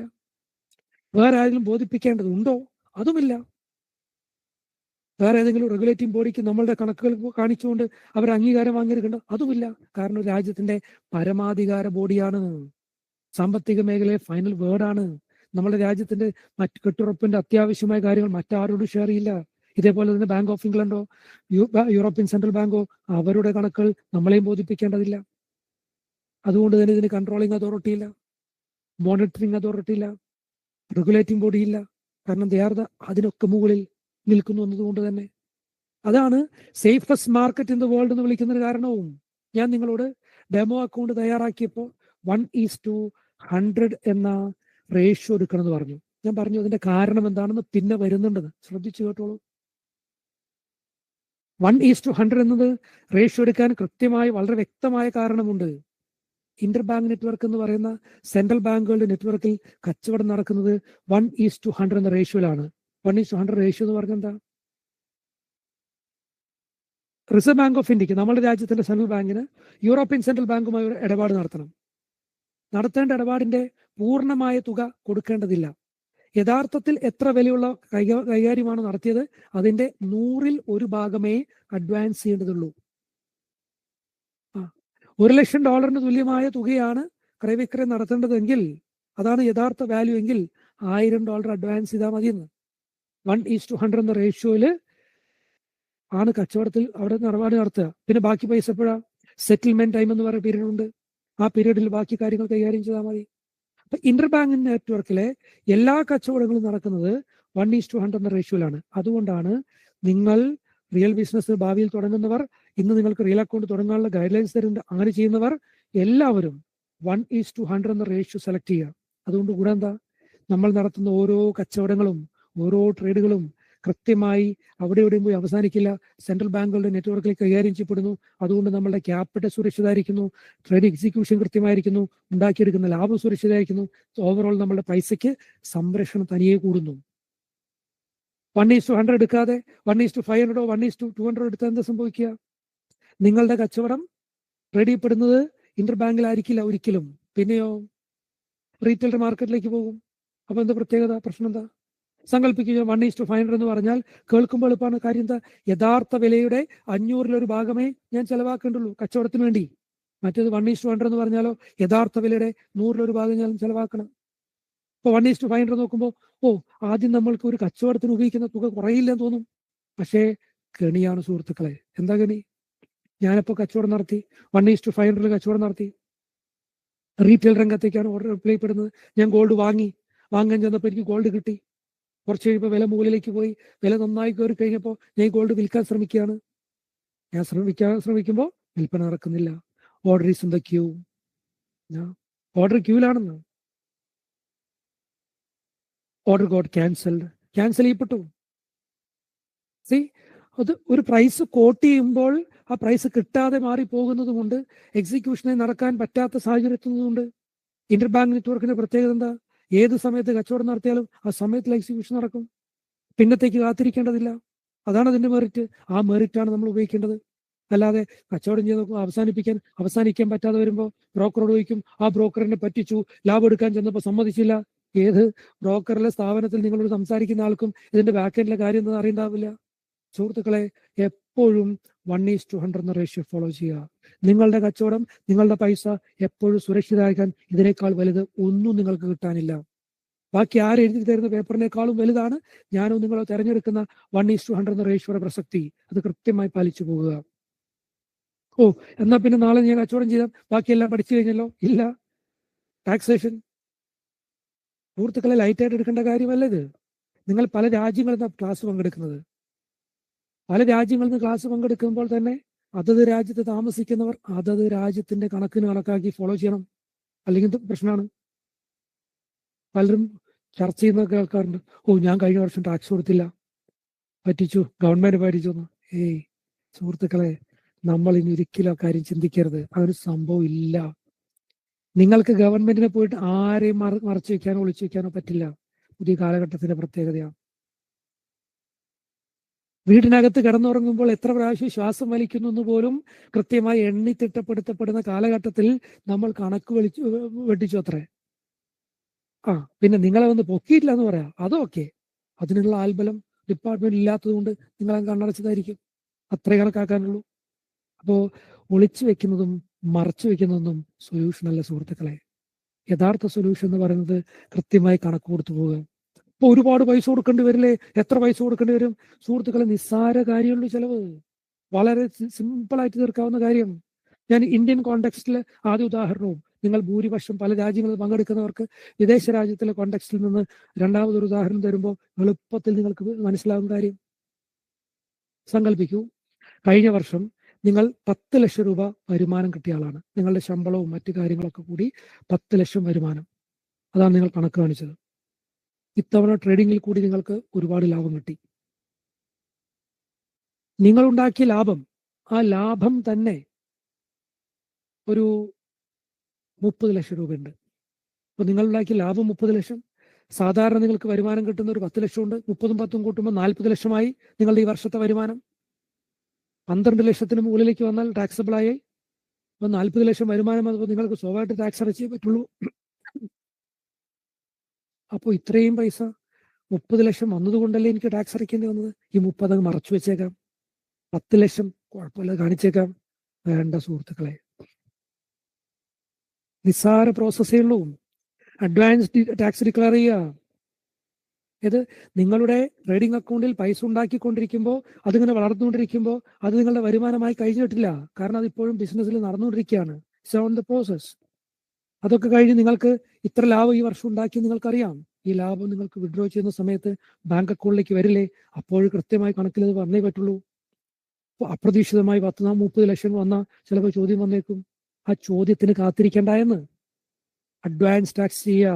ഒരു 3% അല്ലെങ്കിൽ 4%, 5% ടോട്ടൽ നിങ്ങൾക്കുണ്ടാക്കിയ പ്രോഫിറ്റിന്റെ ആദ്യമേ അഡ്വാൻസ് ടാക്സ് പേ ചെയ്യുക, ഡിക്ലെയർ ചെയ്യുക. അതർ സോഴ്സസ് ഓഫ് ഇൻകം, മുൻകാലങ്ങളിൽ ട്രേഡിംഗ് പങ്കെടുത്തവരും വ്യത്യസ്തമായ കാലഘട്ടങ്ങളിലായി ബിസിനസ് തുടങ്ങിയേക്കുന്നവരും ലക്ഷക്കണക്കിന് ഡോളറിന്റെ കച്ചവടം ലാഭം ഉണ്ടാക്കി പോകുന്നവരും അതർ സോഴ്സസ് ഓഫ് ഇൻകം ആണ് കാണിക്കുന്നത്. അതർ സോഴ്സ് ഓഫ് ഇൻകം കാണിച്ചു. നിങ്ങളുടെ വരുമാനത്തുമായി ബന്ധപ്പെട്ട് മറ്റൊരു സോഴ്സിൽ നിന്ന് വരുമാനം വരുന്നത് കാണിച്ചു. അതിന്റെ അഡ്വാൻസ് ടാക്സ് വന്നു. അതുകൊണ്ട് തന്നെ നിങ്ങൾക്ക് പൈസ വരുമ്പോൾ ചോദ്യം വരികയല്ല ചെയ്യുന്നത്, കൃത്യമായി ഡിക്ലെയർ ആണ്. അവിടെ സംശയത്തിന്റെ നിഴൽ പോലുമില്ല. വർഷാവസാനത്തിൽ നിങ്ങളുടെ ചാർട്ടർ അക്കൗണ്ടന്റ് അല്ലെങ്കിൽ ഓഡിറ്റർ ഉപയോഗിച്ചുകൊണ്ട് കണക്കുകൾ കൂട്ടുകയും കുറച്ച് അനുവദനീയമായ അളവുകൾ ഏതൊക്കെയുണ്ടോ അതൊക്കെ നേടുകയും ചെയ്യുമ്പോൾ നിസ്സാരമായ ചെലവ് വരുള്ള സുഹൃത്തുക്കളെ. കണക്ക് കൊടുത്തു പോകാൻ ഞാൻ പറയുന്നത് കാരണം ഇത് 1 ഡേ 2 ഡേക്ക് വേണ്ടി നിങ്ങൾ ചെയ്യുന്ന ബിസിനസ് അല്ല, ദീർഘകാലത്തേക്കുള്ള ബിസിനസ് പ്രോസസ്സാണ്. അതുകൊണ്ട് കൃത്യമായി കണക്ക് കൊടുത്തു പോവുക. വിദേശ രാജ്യങ്ങൾ താമസിക്കുന്ന ഒരുപാട് പേര് നിങ്ങളുണ്ട് സുഹൃത്തുക്കളെ. നിങ്ങൾ ഉണ്ടാക്കുന്ന ലാഭം ഇന്ത്യയിലെ നിങ്ങളുടെ അക്കൗണ്ടിലേക്കാണ് കൊണ്ടുവരുന്നതെങ്കിൽ 5 പൈസ ടാക്സിലെ നിങ്ങൾക്ക് അനുവദനീയമായ ഇളവാണത്. 5 പൈസ ടാക്സ് ഇല്ല. പക്ഷെ നിങ്ങൾ വിദേശ രാജ്യത്ത് താമസിക്കുകയും അതേ വിദേശ രാജ്യത്ത് ബാങ്ക് അക്കൗണ്ടിലേക്കാണ് പൈസ കൊണ്ടുപോകുന്നതെങ്കിൽ നിങ്ങൾക്ക് ടാക്സ് അപ്ലിക്കബിൾ ആയിരിക്കും. എത്ര തോതിൽ, എങ്ങനെ, അതിലേക്ക് ഞാൻ വരാം. സങ്കല്പിക്കും നിങ്ങൾ UK താമസിക്കുന്ന ആളാണ്. ഇപ്പോൾ നിങ്ങളുടെ വരുമാനത്തിന്റെ ഘടന അടിസ്ഥാനമാക്കി UK സ്ലാബിന് കണക്കാക്കി 30% ടാക്സ് കൊടുക്കുന്ന ആളാണ് നിങ്ങൾ. ട്രേഡിംഗ് ഇൻഡസ്ട്രി കൂടെ കുറെ ലാഭം ഉണ്ടാക്കുന്നു. ആ ലാഭം കൂടി വരുമ്പോൾ നിങ്ങൾ 40 അതിന് മുകളിലേക്കോ കയറിയേക്കാം. അപ്പോൾ പൈസ കളയണ്ടേ? നിങ്ങൾ കുറച്ച് സേവ് ചെയ്യണം. എന്താ ചെയ്യാൻ പറ്റുക? നിങ്ങളുടെ ട്രേഡിംഗ് അക്കൗണ്ടിൽ നിന്ന് വിഡ്രോവൽ കൊടുക്കുമ്പോൾ ഇന്ത്യയിലെ ബാങ്ക് അക്കൗണ്ടിലേക്ക് വലിക്കുക. ഇന്ത്യയിലെ ബാങ്ക് അക്കൗണ്ടിലേക്ക് നിങ്ങൾ വിഡ്രോവൽ നടത്തിക്കോളൂ. 5 പൈസ ടാക്സ് ഇല്ല. വിദേശ രാജ്യത്ത് താമസിക്കുന്ന ഇന്ത്യക്കാരെന്ന നിലയിൽ നിങ്ങൾക്ക് അനുവദനീയമായ ഇളവാണത്. അപ്പൊ ഇന്ത്യയിലെ ബാങ്ക് അക്കൗണ്ടിൽ പൈസ ഒന്നും നിങ്ങൾക്ക് ടാക്സ് ഒന്നും കൊടുക്കേണ്ടി വരുന്നില്ല. മറ്റു കാര്യങ്ങൾക്കോ സ്ഥലം വാങ്ങാനോ വീട് എന്തിനു ഉപയോഗിച്ചെന്ന് വിചാരിക്കുക. അതല്ല, കുറച്ച് കഴിയുമ്പോൾ നിങ്ങൾ വിചാരിക്കുകയാണ് UK പോയി ഒരു വില്ല വാങ്ങണം, ഈ പൈസ തിരിച്ച് അങ്ങോട്ട് കൊണ്ടുപോകണം. പറ്റുമോ? നിങ്ങളുടെ അക്കൗണ്ടിൽ കിടക്കുന്ന പൈസ നിങ്ങൾക്ക് കൊണ്ടുപോകുന്നതിന് യാതൊരു ചോദ്യം വേണ്ട. പിന്നെയോ UK വരുമ്പോൾ ആ പൈസ ടാക്സബിൾ ആവില്ലേ? ഇല്ല. ഹോം കൺട്രിയിൽ നിന്ന് വരുന്ന പൈസ ക്യാപിറ്റൽ ഇൻപുട്ടായി പരിഗണിക്കപ്പെടുന്നു. അതും ടാക്സബിൾ അല്ല. അപ്പൊ ഇത് ടാക്സ് വെട്ടിക്കല്ലേ? അല്ല. അനുവദനീയമായ അളവ്, നിങ്ങൾ ഇന്ത്യക്കാരനാണോ? ആ അനുവദനീയമായ അളവ് നിങ്ങൾക്കുള്ളതാണ്. അത് നിങ്ങൾ ഉപയോഗിക്കുന്നു. വർഷാവസാനത്തിൽ കണക്ക് കൊടുക്കുമ്പോൾ ടാക്സിൽ ഇളവ് കിട്ടാൻ വേണ്ടി ഇൻഷുറൻസ് പോയി ജോയിൻ ചെയ്യുന്നില്ലേ? അത് കളവാണോ? അനുവദനീയമായ ഇളവുകൾ. അനുവദനീയമായ ഇളവുകൾ ഏതൊക്കെയുണ്ടോ അത് ഏത് രാജ്യത്ത് താമസിക്കുന്നു എന്ന് വ്യത്യസ്തമില്ലാതെ എല്ലാവരും ഉപയോഗിക്കുക കഴിയുമ്പോൾ ഏറ്റവും ചെറിയ ചാർജ് വരുന്നുള്ള സുഹൃത്തുക്കളെ. അത് മറച്ചു വെക്കാൻ ശ്രമിക്കുക, ഒളിച്ചു വെക്കാൻ ശ്രമിക്കുക, എന്താ കളവ് കാണിക്കുക. ഒരാവശ്യമില്ല. എത്ര കാലവും നിങ്ങൾക്ക് സ്ഥിരമായി വരുമാനം ഉണ്ടാക്കി പോകുന്ന ഒരു സംവിധാനമാണ് നിങ്ങൾ പഠിക്കുന്നത്. ഒരു ദിവസം 5 മിനിറ്റേ വേണ്ടുള്ളൂ. ഒരേ ദിവസം 5 മിനിറ്റ് മാത്രം ചെലവഴിച്ചുകൊണ്ട് നിങ്ങൾ പോകുന്ന ഈ സംവിധാനത്തിൽ 100% ഉറപ്പുള്ള അവസരം മാത്രം എടുത്ത് നിങ്ങൾ പോകുമ്പോൾ ലാഭം ഉണ്ടാക്കുന്നത് ഒരു ദിവസമല്ല, സ്ഥിരമായി ഉണ്ടാക്കുന്നു. അതുകൊണ്ടാണ് ഇതിന്റെ കൃത്യമായി തുടക്കം മുതലേ കണക്കുകൾ സൂക്ഷിച്ച് കൃത്യമായി കണക്ക് തീരുമാനമാക്കി പോകണമെന്ന് പറയാൻ കാരണം. അത് വിദേശ രാജ്യങ്ങൾ താമസിക്കുന്നവർ എടുക്കുന്ന നിലപാടും ഇന്ത്യയിൽ എടുക്കുന്ന ആളുകൾ നിലപാടും വ്യത്യസ്തമാണ്. അപ്പൊ സുഹൃത്തുക്കളെ, എന്നാ പിന്നെ നാളെ അങ്ങ് കച്ചവടം തുടങ്ങിയേക്കാം. സുഹൃത്തുക്കളെ, ഞാൻ ചാർട്ടർ അക്കൗണ്ടന്റ് അല്ല, ഞാൻ ഓഡിറ്റർ അല്ല. ഈ മേഖലയിൽ സ്ഥിരമായി ക്ലാസ് കൊടുക്കുന്നതുകൊണ്ട് ഓരോ രാജ്യത്തും ഈ മേഖലയിൽ വരുന്ന മാറ്റങ്ങൾ ഞൊടിയിടയിൽ അറിയാൻ പറ്റുന്നു. അതുകൊണ്ട് പറഞ്ഞു തരുന്നതേ ഉള്ളൂ. നിങ്ങൾക്ക് ഏറ്റവും വിശ്വാസമുള്ള, നിങ്ങളുടെ അയൽവക്കത്തുള്ള, നിങ്ങൾക്ക് ഭാഷ മനസ്സിലാക്കി കൃത്യമായി പറഞ്ഞു തരാൻ പറ്റുന്ന ഒരു അഡ്വക്കേറ്റിനെ കൊണ്ടോ ചാർട്ടർ അക്കൗണ്ടിനെ കുറിച്ച് ചോദിച്ച് മനസ്സിലാക്കി നോക്കി വേണം കാര്യങ്ങൾ ചെയ്യാനായിട്ട്. അത് നിങ്ങൾ ചെയ്തോളൂ. ഇനി ഒരു പക്ഷേ നിങ്ങളുടെ ഓഡിറ്റർ, നിങ്ങളുടെ ചാർട്ടർ അക്കൗണ്ടന്റ്, അല്ലെങ്കിൽ നിങ്ങളുടെ ആരാണ് നിങ്ങളെ കൈകാര്യം ചെയ്യുന്നത്, അവർക്ക് ഈ ഒരു സ്പെസിഫിക് മേഖലയിൽ പൂർണ്ണമായി ഇൻവോൾവ് ചെയ്ത് പരിചയമുള്ളായിരിക്കാം. ചില ചോദ്യങ്ങൾ ഉണ്ടാകാം. ഇങ്ങനെ ആണെന്നാൽ എങ്ങനെ ചെയ്യണം? 1-to-1 മീറ്റിംഗ് എടുക്കണം സുഹൃത്തുക്കളെ. നിങ്ങൾക്ക് എല്ലാവർക്കും, ഞാൻ നേരിട്ടിരിക്കും കേട്ടോ. ഒരാൾ പോലും മിസ്സാക്കില്ല. നമ്മൾ നേരിട്ടിരുന്ന് ചർച്ച ചെയ്യും. എന്തിനെക്കുറിച്ച്? നിങ്ങളുടെ വ്യക്തിപരമായ സംശയങ്ങൾ ഉണ്ടാകും, ഗ്രൂപ്പിൽ ചോദിക്കേണ്ടാത്തത്, വേ ഓഫ് തിങ്കിങ് ഇതുവരെ കണ്ടെത്താൻ പറ്റാത്തതിന്റെ വിഷയങ്ങൾ ഉണ്ടാകും. 1-to-1 നമ്മൾ ഇരിക്കും. ഓരോ ടോപ്പിക്കിലും അക്കൂട്ടത്തിൽ ഇത്തരം ചോദ്യങ്ങൾ ഉണ്ടാകും. ചിലർക്ക് സാമ്പത്തികമായി ഇന്നതുപോലെ ചെയ്യണം, ഇതുപോലെ ചെയ്യണം ഞാൻ ചോദിക്കുമ്പോൾ എനിക്ക് പബ്ലിക്കായി പറയാൻ പറ്റുന്ന കാര്യങ്ങളല്ല. നിങ്ങളോട് ചോദ്യങ്ങൾ ചോദിച്ച് നിങ്ങളുടെ ബാക്ക്ഗ്രൗണ്ട് കൂടി മനസ്സിലാക്കിയിട്ട് വേണം ചിലപ്പോൾ ഉത്തരം തരാനായിട്ട്. അതുകൊണ്ട് 1-to-1 മീറ്റിങ്ങുകൾ അതിന് ഉപയോഗിച്ചു പോകണം. നിങ്ങൾ പലരും റിയൽ അക്കൗണ്ടുകൾ തുടങ്ങുകയും $10,000 മുതൽ അങ്ങ് മുകളിലേക്ക് പല തരത്തിൽ അക്കൗണ്ട് തുടങ്ങിയവർ ഉൾപ്പെടെ ബാച്ചിലുണ്ട്. ഇന്നത്തെ വലിയ മാർക്കറ്റ് മൂവ്മെന്റ് നിങ്ങൾ കണ്ടിട്ടുണ്ടാകും. അതിൽ റിയൽ അക്കൗണ്ടിൽ ഓൾറെഡി $6,000 പ്ലസ് $6,000 മുകളിൽ ലാഭമെടുത്തവരും ഈ ബാച്ചിൽ ഇരിപ്പുണ്ട്. മുൻ ബാച്ചിലെ ആളുകൾ അറിഞ്ഞുകൊണ്ട് റിയൽ അക്കൗണ്ട് നേരത്തെ തുടങ്ങിയവരായത്. അതുകൊണ്ട് മാത്രം നിങ്ങൾ ഡെമോ അക്കൗണ്ടിൽ ഒരു പക്ഷേ ഒരുപാട് ഉണ്ടാക്കിയിട്ടുണ്ടാകും. സുഹൃത്തുക്കളെ, ശ്രദ്ധിച്ചു മനസ്സിലാക്കുക. സിസ്റ്റമാറ്റിക് ആയ ഒരു ചിട്ട, അതിൽ നിങ്ങൾക്ക് ആ ഡിസിപ്ലിനിൽ എത്ര ഫോക്കസ്ഡ് ആകുമോ അവിടെയാണ് നിങ്ങളുടെ വിജയം എന്നതാണ് യാഥാർത്ഥ്യം. ഇനിയോ 100% ഉറപ്പുള്ള സാഹചര്യങ്ങൾ കണ്ടെത്തുന്ന 5 മിനിറ്റിനെ കുറിച്ച്. റീകൺഫർമേഷൻ ഓഫ് ദ ട്രേഡ് എന്നത് കഴിഞ്ഞ സെഷനിൽ പറഞ്ഞിരുന്നു. ശനിയാഴ്ച 100% ഉറപ്പുള്ള അവസരം എന്ന് പറഞ്ഞാൽ എന്ത് കണ്ടീഷനിലാണെന്ന് പറഞ്ഞിരുന്നു. ഇന്ന് പറയാൻ പോകുന്നത് ഏത് 5 മിനിറ്റ്. 5 മിനിറ്റ് ഒരു ദിവസം നോക്കാൻ പാടുള്ളൂ എന്ന് സമയത്ത് പറയുന്നുണ്ടല്ലോ. അത് എത്ര മണിക്കാണ്? പലർക്കും സംശയമുണ്ട്. സുഹൃത്തുക്കളെ, നിങ്ങൾക്ക് ഫണ്ടമെന്റൽ പാർട്ട് 2 എന്ന നോട്ട്സ് അയച്ചിട്ടില്ല. ആ നോട്ടിന്റെ ലാസ്റ്റ് പേജാണ് യഥാർത്ഥത്തിൽ ഞാനിപ്പോൾ നിങ്ങൾക്ക് കാണിച്ചു തരാൻ പോകുന്ന ടൈം ഫ്രെയിം. ഈ ടൈം ഫ്രെയിമിനെ അടിസ്ഥാനമാക്കിയാണ് ഒരു ദിവസത്തിൽ 5 മിനിറ്റ്, ഏത് 5 മിനിറ്റ് എന്ന് തീരുമാനിക്കുന്നത്. അല്ലാതെ തോന്നുന്നത് പോലെ ഏതോ 5 മിനിറ്റിൽ പോയി ഇരിക്കുക എന്നല്ല കേട്ടോ. കൃത്യമായ 5 മിനിറ്റ് മാത്രമേ ചെലവഴിക്കേണ്ടുള്ളൂ. 5 മിനിറ്റ് ഞാൻ നിങ്ങൾക്ക് സമയക്രമം മുൻപ് ഷെയർ ചെയ്തതാണ്, സ്ക്രീൻ ഷെയർ ചെയ്ത് പറഞ്ഞു പോയതാണ്. ഞാൻ എന്തായാലും ഒന്നുകൂടി സ്ക്രീൻ ഷെയർ ചെയ്തുകൊണ്ട് നിങ്ങൾക്കതൊന്ന് ഏത് 5 മിനിറ്റാണ് സുഹൃത്തുക്കളെ കുറിച്ചെടുക്കണം കേട്ടോ. ഒരു കാരണവശാലും മിസ്സാക്കരുത്. നിങ്ങൾ ഈ സമയത്തല്ലാതെ വേറെ ഏതെങ്കിലും സമയത്ത് പോയി മാർക്കറ്റിൽ കച്ചവടം ചെയ്യാൻ പോയാൽ പൈസ പോകും. ഞാൻ പൈസ കിട്ടുന്നല്ല പറഞ്ഞത്, പൈസ പോകും. പക്ഷെ 100% നിങ്ങൾക്ക് പൈസ കിട്ടുകയും ചെയ്യും, പ്രൊവൈഡഡ് ഇനി ഞാൻ പറയാൻ പോകുന്ന സമയം എഴുതി വെച്ചേക്കുന്ന അങ്ങനെ തന്നെ അല്ല കേട്ടോ. സുഹൃത്തുക്കളെ, കഴിഞ്ഞ സെഷനിൽ ഫണ്ടമെന്റൽ പാർട്ട് 2 എന്ന ടോപ്പിക്കിൽ ഞാൻ പറയുണ്ടായി സമയക്രമങ്ങൾ. ലോകരാജ്യങ്ങളിലെ ഓരോ സമയത്ത് ഏത് രാജ്യത്ത് എപ്പോൾ മാർക്കറ്റ് തുറക്കുന്നു അടയ്ക്കുന്നു എന്നതിനെ കുറിച്ച് ശ്രദ്ധിച്ചു കേൾക്കണം. ഇതിനിടയിലാണ് ഈ 5 മിനിറ്റ്. ഇതിനിടയിൽ നിന്നാണ് 5 മിനിറ്റിനെ നമ്മൾ എടുത്തു മാറ്റി എഴുതി അതിനെ റിയൽ ലൈഫിൽ ഉപയോഗിക്കാൻ പോകുന്നത്. ഇന്ത്യ സമയം രാവിലെ 5:30 ജപ്പാൻ തുറക്കും. ശനിയാഴ്ച ഞായറാഴ്ച മാർക്കറ്റ് അവധിക്ക് ശേഷം തിങ്കളാഴ്ച മാർക്കറ്റ് തുറക്കുമ്പോഴുള്ള സമയത്തെക്കുറിച്ചാണ്. 5:30 ജപ്പാൻ തുറക്കുന്നു രാവിലെ, ഇന്ത്യ സമയം രാവിലെ. ഏഷ്യയിലെ ഏറ്റവും പ്രധാനപ്പെട്ട സാമ്പത്തിക ശക്തികളൊന്നായ ജപ്പാൻ തുറക്കുന്നതോടുകൂടി മാർക്കറ്റിൽ അതിൻ്റെതായ ഒരു ഹെവി വോളിയം കച്ചവടം വരും. ഇന്ത്യ സമയം 6:30 ഹോങ്കോങ്ങും സിംഗപ്പൂരും തുറക്കുന്നു. സിംഗപ്പൂരും ഹോങ്കോങ്ങും തുറന്നു കഴിയുമ്പോൾ ഏഷ്യയിലെ പ്രധാനപ്പെട്ട ട്രേഡിംഗ് ഇൻഡസ്ട്രിയിലെ ചാമ്പ്യന്മാരൊക്കെ മാർക്കറ്റിൽ ഇറങ്ങിക്കഴിഞ്ഞു. പിന്നെ ഹെവി വോളിയം കച്ചവടമാണ്. ഹോങ്കോങ്ങും സിംഗപ്പൂരും കൂടി പ്രവർത്തിച്ച് തുടങ്ങിക്കഴിഞ്ഞ് 1 മണിക്കൂർ സമയം. ആ 1 മണിക്കൂർ എന്ന് പറഞ്ഞാൽ 7:30 ഇന്ത്യ സമയം രാവിലെ 7:30. 7:30 എത്തുമ്പോഴേക്ക് മാർക്കറ്റിലെ യഥാർത്ഥ വോളിയം ആയി കഴിഞ്ഞു. അതുകൊണ്ട് നമ്മൾ ആദ്യം നോക്കേണ്ട സമയം 7:30. കുറിച്ചോളണം കേട്ടോ.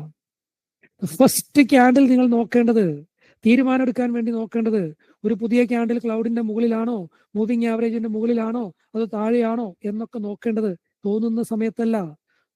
എപ്പോഴും 1 മണിക്കൂർ ക്യാൻഡിലേ നോക്കാൻ പാടുള്ളൂ. 1 മണിക്കൂർ ക്യാൻഡിൽ അല്ലാതെ മറ്റൊന്നും ആവശ്യമില്ലാതെ നോക്കരുത് ഇതൊക്കെ പറഞ്ഞിട്ടുണ്ട്. 1 മണിക്കൂർ ക്യാൻഡിൽ നിങ്ങളുടെ സ്ക്രീനിൽ ഉണ്ടാകേണ്ടത് അത് എത്ര മണിക്ക്? ഇന്ത്യൻ സമയം രാവിലെ 7:30. അപ്പോൾ 7:15 പോയിരിക്കാമല്ലേ? നേരത്തെ പോയിരുന്നാല് നല്ല അവസരം കിട്ടിയാലോ? ചെയ്യരുത് സുഹൃത്തുക്കളെ. 7:30 എന്ന് പറഞ്ഞാൽ 7:29 പരമാവധി. 1 മിനിറ്റ് മുമ്പ് കൃത്യമായി. നിങ്ങൾക്ക് ഇന്ന് മാർക്കറ്റിലെ ക്യാൻഡിൽ നേരത്തെ തുറക്കോ? ഇല്ല. ഇയാൾ വരാൻ താമസിച്ചു, എന്നാൽ കുറച്ച് താമസിച്ച് തുറന്നേക്കാം. ഇല്ല, ക്യാൻഡിൽസ് കൃത്യമായി തുറക്കും. ഇന്ത്യൻ സമയം 7:30 ഫസ്റ്റ് ഡിസിഷൻ മേക്കർ ക്യാൻഡിൽ. 7:30 നോക്കിയപ്പോൾ കൃത്യമായ ഒരു ക്യാൻഡിൽ ക്ലൗഡിന്റെ മുകളിൽ അല്ലെങ്കിൽ 14ന്റെ മുകളിൽ, ഇൻഡിക്കേറ്ററിന്റെ മുകളിലോ താഴെയോ ആണെന്ന് അറിഞ്ഞാൽ അത് ഡയറക്ഷൻ തിരിച്ചറിയുന്ന ഫസ്റ്റ് ഇൻഡിക്കേഷനായി അതിൽ ഞാൻ റീകൺഫർമേഷൻ പറഞ്ഞു തന്നിട്ടുണ്ട്. മണിക്കൂർ ബേസിൽ കടന്നു ഉടനെ 4 മണിക്കൂർ, ക്ലൗഡ് ആണെങ്കിൽ 4 മണിക്കൂർ, പിന്നെ 30 മിനിറ്റ്, പിന്നെ 15 മിനിറ്റ്, ക്ലിക്ക് ക്ലിക്ക് ക്ലിക്ക് ഇത്രയും ക്ലിക്ക് ചെയ്യണം. അപ്പോൾ ഒരു ദിശയിലേക്കാണെന്ന് അറിഞ്ഞാൽ അതാണ് ദിശ, അത് കൃത്യമായി ഫോളോ ചെയ്യണമെന്ന്. ഇതാണ് നിങ്ങൾക്ക് പറഞ്ഞു തന്നിരുന്നത്. അത് എപ്പോഴും നോക്കേണ്ടത് രാവിലെ 7:30. അപ്പൊ 7:30 അവസരം കിട്ടിയില്ല വിചാരിക്കുക, ആ സെക്കൻഡിൽ അടച്ചോളണം, നിർത്തിക്കൊള്ളണം, പൊക്കോളണം, പിന്നെ നോക്കിക്കരുത്, അപ്പൊ നിർത്തിക്കൊള്ളണം. കാരണം എന്താ? പുതിയ ക്യാൻഡിൽ അപ്പോൾ ക്ലൗഡിനകത്തായിരിക്കാം, വേറെ ദൂരെ എവിടെയായിരിക്കാം. അവസരമല്ലാന്ന് ഫ്രഷ് ക്യാൻഡിൽ ഉണ്ടെങ്കിൽ മാത്രം അവസരം. ഉടനെ പിന്നെ എത്ര മണിയാ? രാവിലെ 11:30. എന്താ 11:30 പ്രത്യേകത? ജർമ്മനി തുറക്കുന്നു. യൂറോപ്പിലെ ഏറ്റവും പ്രധാനപ്പെട്ട ശക്തി ജർമ്മനി തുറക്കുന്ന സമയം. ഇതാണ് രണ്ടാമത്തെ മാർക്കറ്റ് ടൈം. കുറിക്കിയ സുഹൃത്തുക്കളെ, രാവിലെ 11:30. 7:30 നിങ്ങൾ കണ്ടാൽ പിന്നെ നോക്കേണ്ടത് 11:30, 11:30 AM ഇന്ത്യൻ സമയത്തില്. 11:30 നോക്കിയപ്പോഴും ക്യാൻഡിൽ ക്ലൗഡിന്റെ അടുത്ത് അല്ലെങ്കിൽ അകത്ത് നിൽക്കുകയാണ്. അവസരമല്ല, ഫ്രഷ് ഉണ്ടായതല്ല, ഒഴിവാക്കിയേക്കണം. എത്ര മിനിറ്റ്? 1 മിനിറ്റ്. 29 വരുന്നു. പുതിയ ക്യാൻഡിൽ തുടങ്ങിയത് അങ്ങനെയാണോ അല്ലയോ, അല്ലെങ്കിൽ ഒഴിവാക്കുന്നു. പിന്നെ എത്ര മണിയാ? 2:30. ഏഷ്യ അടച്ചു കഴിയും. 1:30 2:30 ജപ്പാൻ, ഹോങ്കോങ്, സിംഗപ്പൂർ അടയ്ക്കുന്നു. പിന്നെ നോക്കേണ്ടത് 2:30. ഇപ്പൊ 11:30 കഴിഞ്ഞാൽ 2:30 കുറിക്കണം കേട്ടോ സുഹൃത്തുക്കളെ. 2:30 ഉച്ച കഴിഞ്ഞ് PM 2:30 PM. അപ്പോഴും ക്യാൻഡിൽ എവിടെയും ഇന്ന സ്ഥലത്തും അങ്ങനെയൊന്നും അല്ല കാണുന്നത്. അങ്ങനെയെങ്കിൽ രാത്രി 6 മണിക്ക്, വൈകുന്നേരം 6:30. എന്താ 6:30 പ്രത്യേകത? 6 മണിക്ക് US ജനറൽ മാർക്കറ്റ് ഓപ്പൺ ചെയ്യുന്നു, 7 മണിക്ക് US സ്റ്റോക്ക് മാർക്കറ്റ് ഓപ്പൺ ചെയ്യുന്നു. ഇതിന്റെ രണ്ടിലും നടുക്കുള്ള ക്യാൻഡിലാണ് 6:30.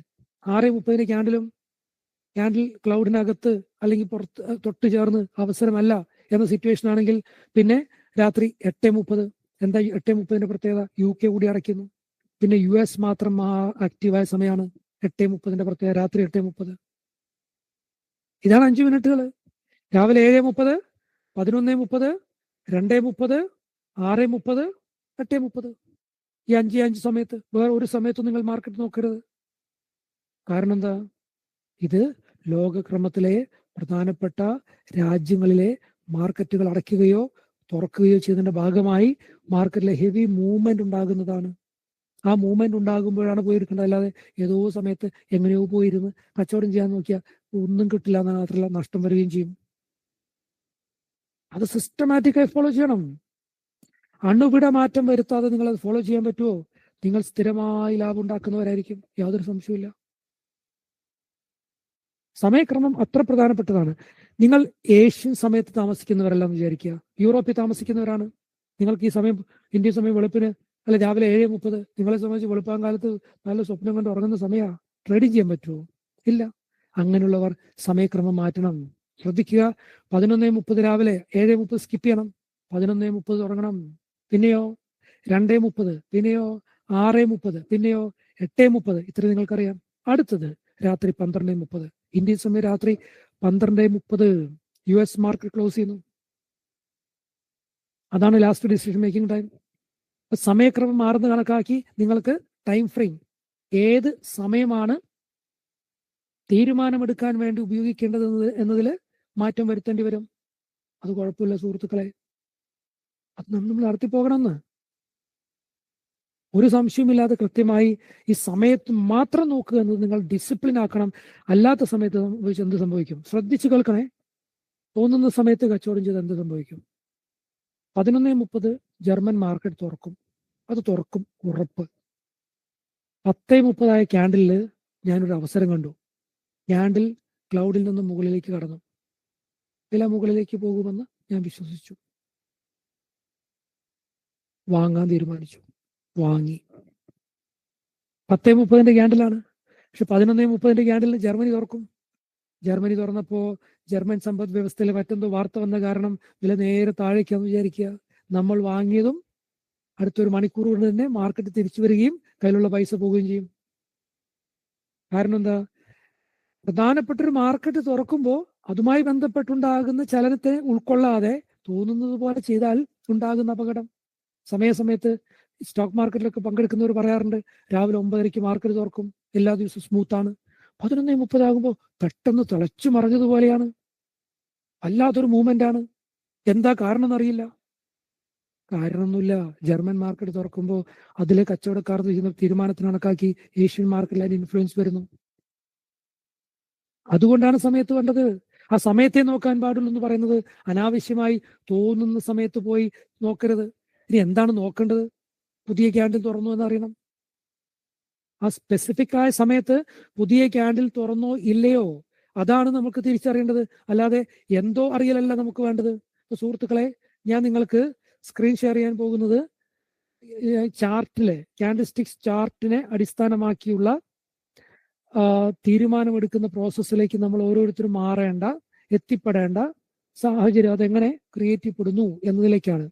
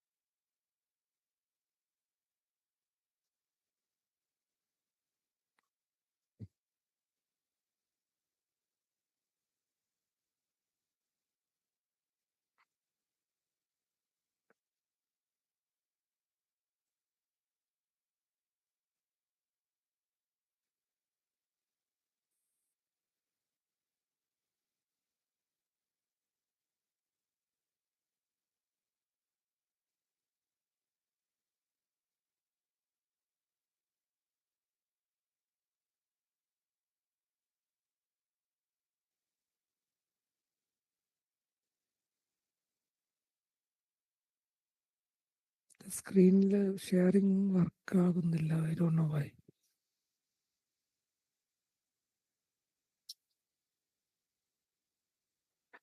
സുഹൃത്തുക്കളെ, എനിക്ക് സ്ക്രീൻ ഇത്രയും ഷെയർ ചെയ്തതാണ്, ഷെയർ ആവുന്നില്ല. ഒരു സെക്കൻഡ്.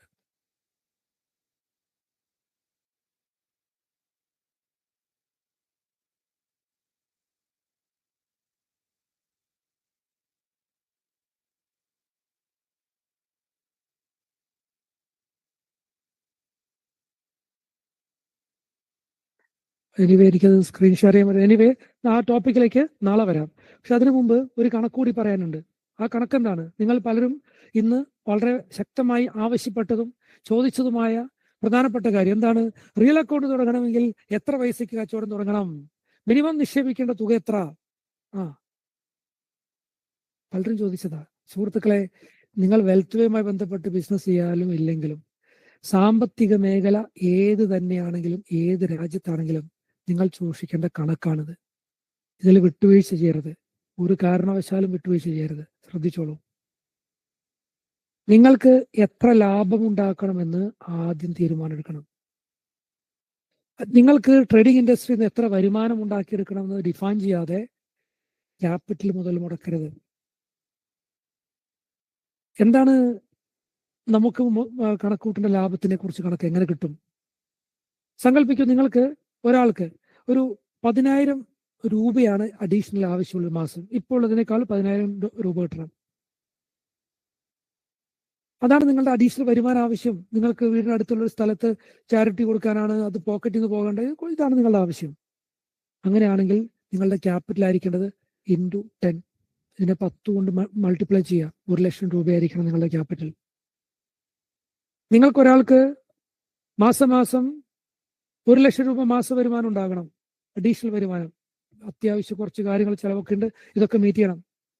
നിങ്ങളുടെ ക്യാപിറ്റൽ ആയിരിക്കേണ്ടത് × 10. 10 ലക്ഷം രൂപയായിരിക്കണം നിങ്ങളുടെ ക്യാപിറ്റൽ. വേറൊരാൾക്ക് മാസം 10 ലക്ഷം രൂപ ഉണ്ടാക്കണം. ഓഫീസിലെ എക്സ്പെൻസ്, വീട്ടിൽ ഇങ്ങനെ കാര്യങ്ങൾ, ഇതുപോലെ ഇന്ന കാര്യങ്ങൾ, കുറേ കാര്യങ്ങൾ നേടിയെടുക്കാനുണ്ട്. ക്യാപിറ്റൽ ആയിരിക്കേണ്ടത് ഇൻറ്റു 10, 1 കോടി രൂപയായിരിക്കണം ക്യാപിറ്റൽ. എന്താണ് നിങ്ങൾക്ക് വരുമാനം ഉണ്ടാക്കിയെടുക്കേണ്ടത്? എത്ര തുക നിങ്ങൾക്ക് ലാഭം ഉണ്ടാക്കണം? അത് കൃത്യമായി ഡിഫൈൻഡ് ആയിരിക്കുക. എന്നിട്ട് അതിൽ നിന്നാണ് ബാക്കി മുമ്പോട്ടുള്ള കണക്ക്. ഉണ്ടാക്കിയെടുക്കുന്ന ലാഭത്തിനെ മൾട്ടിപ്ലൈ ബൈ 10. ഇത് ഏത് മാർക്കറ്റിൽ, ഏത് കാലഘട്ടത്തിൽ നിങ്ങൾ ചെന്നാലും കൃത്യമായി പാലിക്കുകയാണെന്ന് വിചാരിക്കുക. നിങ്ങൾ ഫോളോ ചെയ്യാൻ പോകുന്ന റൂൾ എന്താ അറിയോ? Use 10% of capital at a time. ക്യാപിറ്റലിന്റെ 10% അറ്റ് എ ടൈം ഉപയോഗിക്കാൻ പാടുള്ളൂ എന്ന സിസ്റ്റം കൂടി അങ്ങ് ഫോളോ ചെയ്താൽ നിങ്ങൾക്ക് നഷ്ടമുണ്ടാകണമെങ്കിൽ വേറെ ക്ലാസ് പോയി പങ്കെടുത്ത് നഷ്ടമുണ്ടാക്കാനുള്ള സ്റ്റെപ്പ് പഠിക്കേണ്ടി വരും. ഈ ഡിസിപ്ലിൻ പാലിച്ചിരിക്കണം. അത് കൃത്യമായി പാലിച്ചാൽ നിങ്ങൾക്ക് അടിതെറ്റില്ല. സ്റ്റേബിളായി വളർച്ച ഉണ്ടാക്കി പോകും നിങ്ങളത്. 1-2 ദിവസത്തേക്ക് കുറിച്ചല്ല പറയുന്നത്.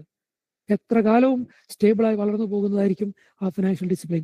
സുഹൃത്തുക്കളെ, ഷോപ്പിംഗ് കോംപ്ലക്സ് പറയുന്നു. ഒരാള് ഒരു 10 റൂമുള്ള ഒരു ഷോപ്പ് വിട്ട് അതിൽ നിന്ന് റെന്റിൽ ഇത്രയും വരുമാനം കിട്ടും. അപ്പൊ ക്യാപിറ്റൽ ഇത്ര മതി.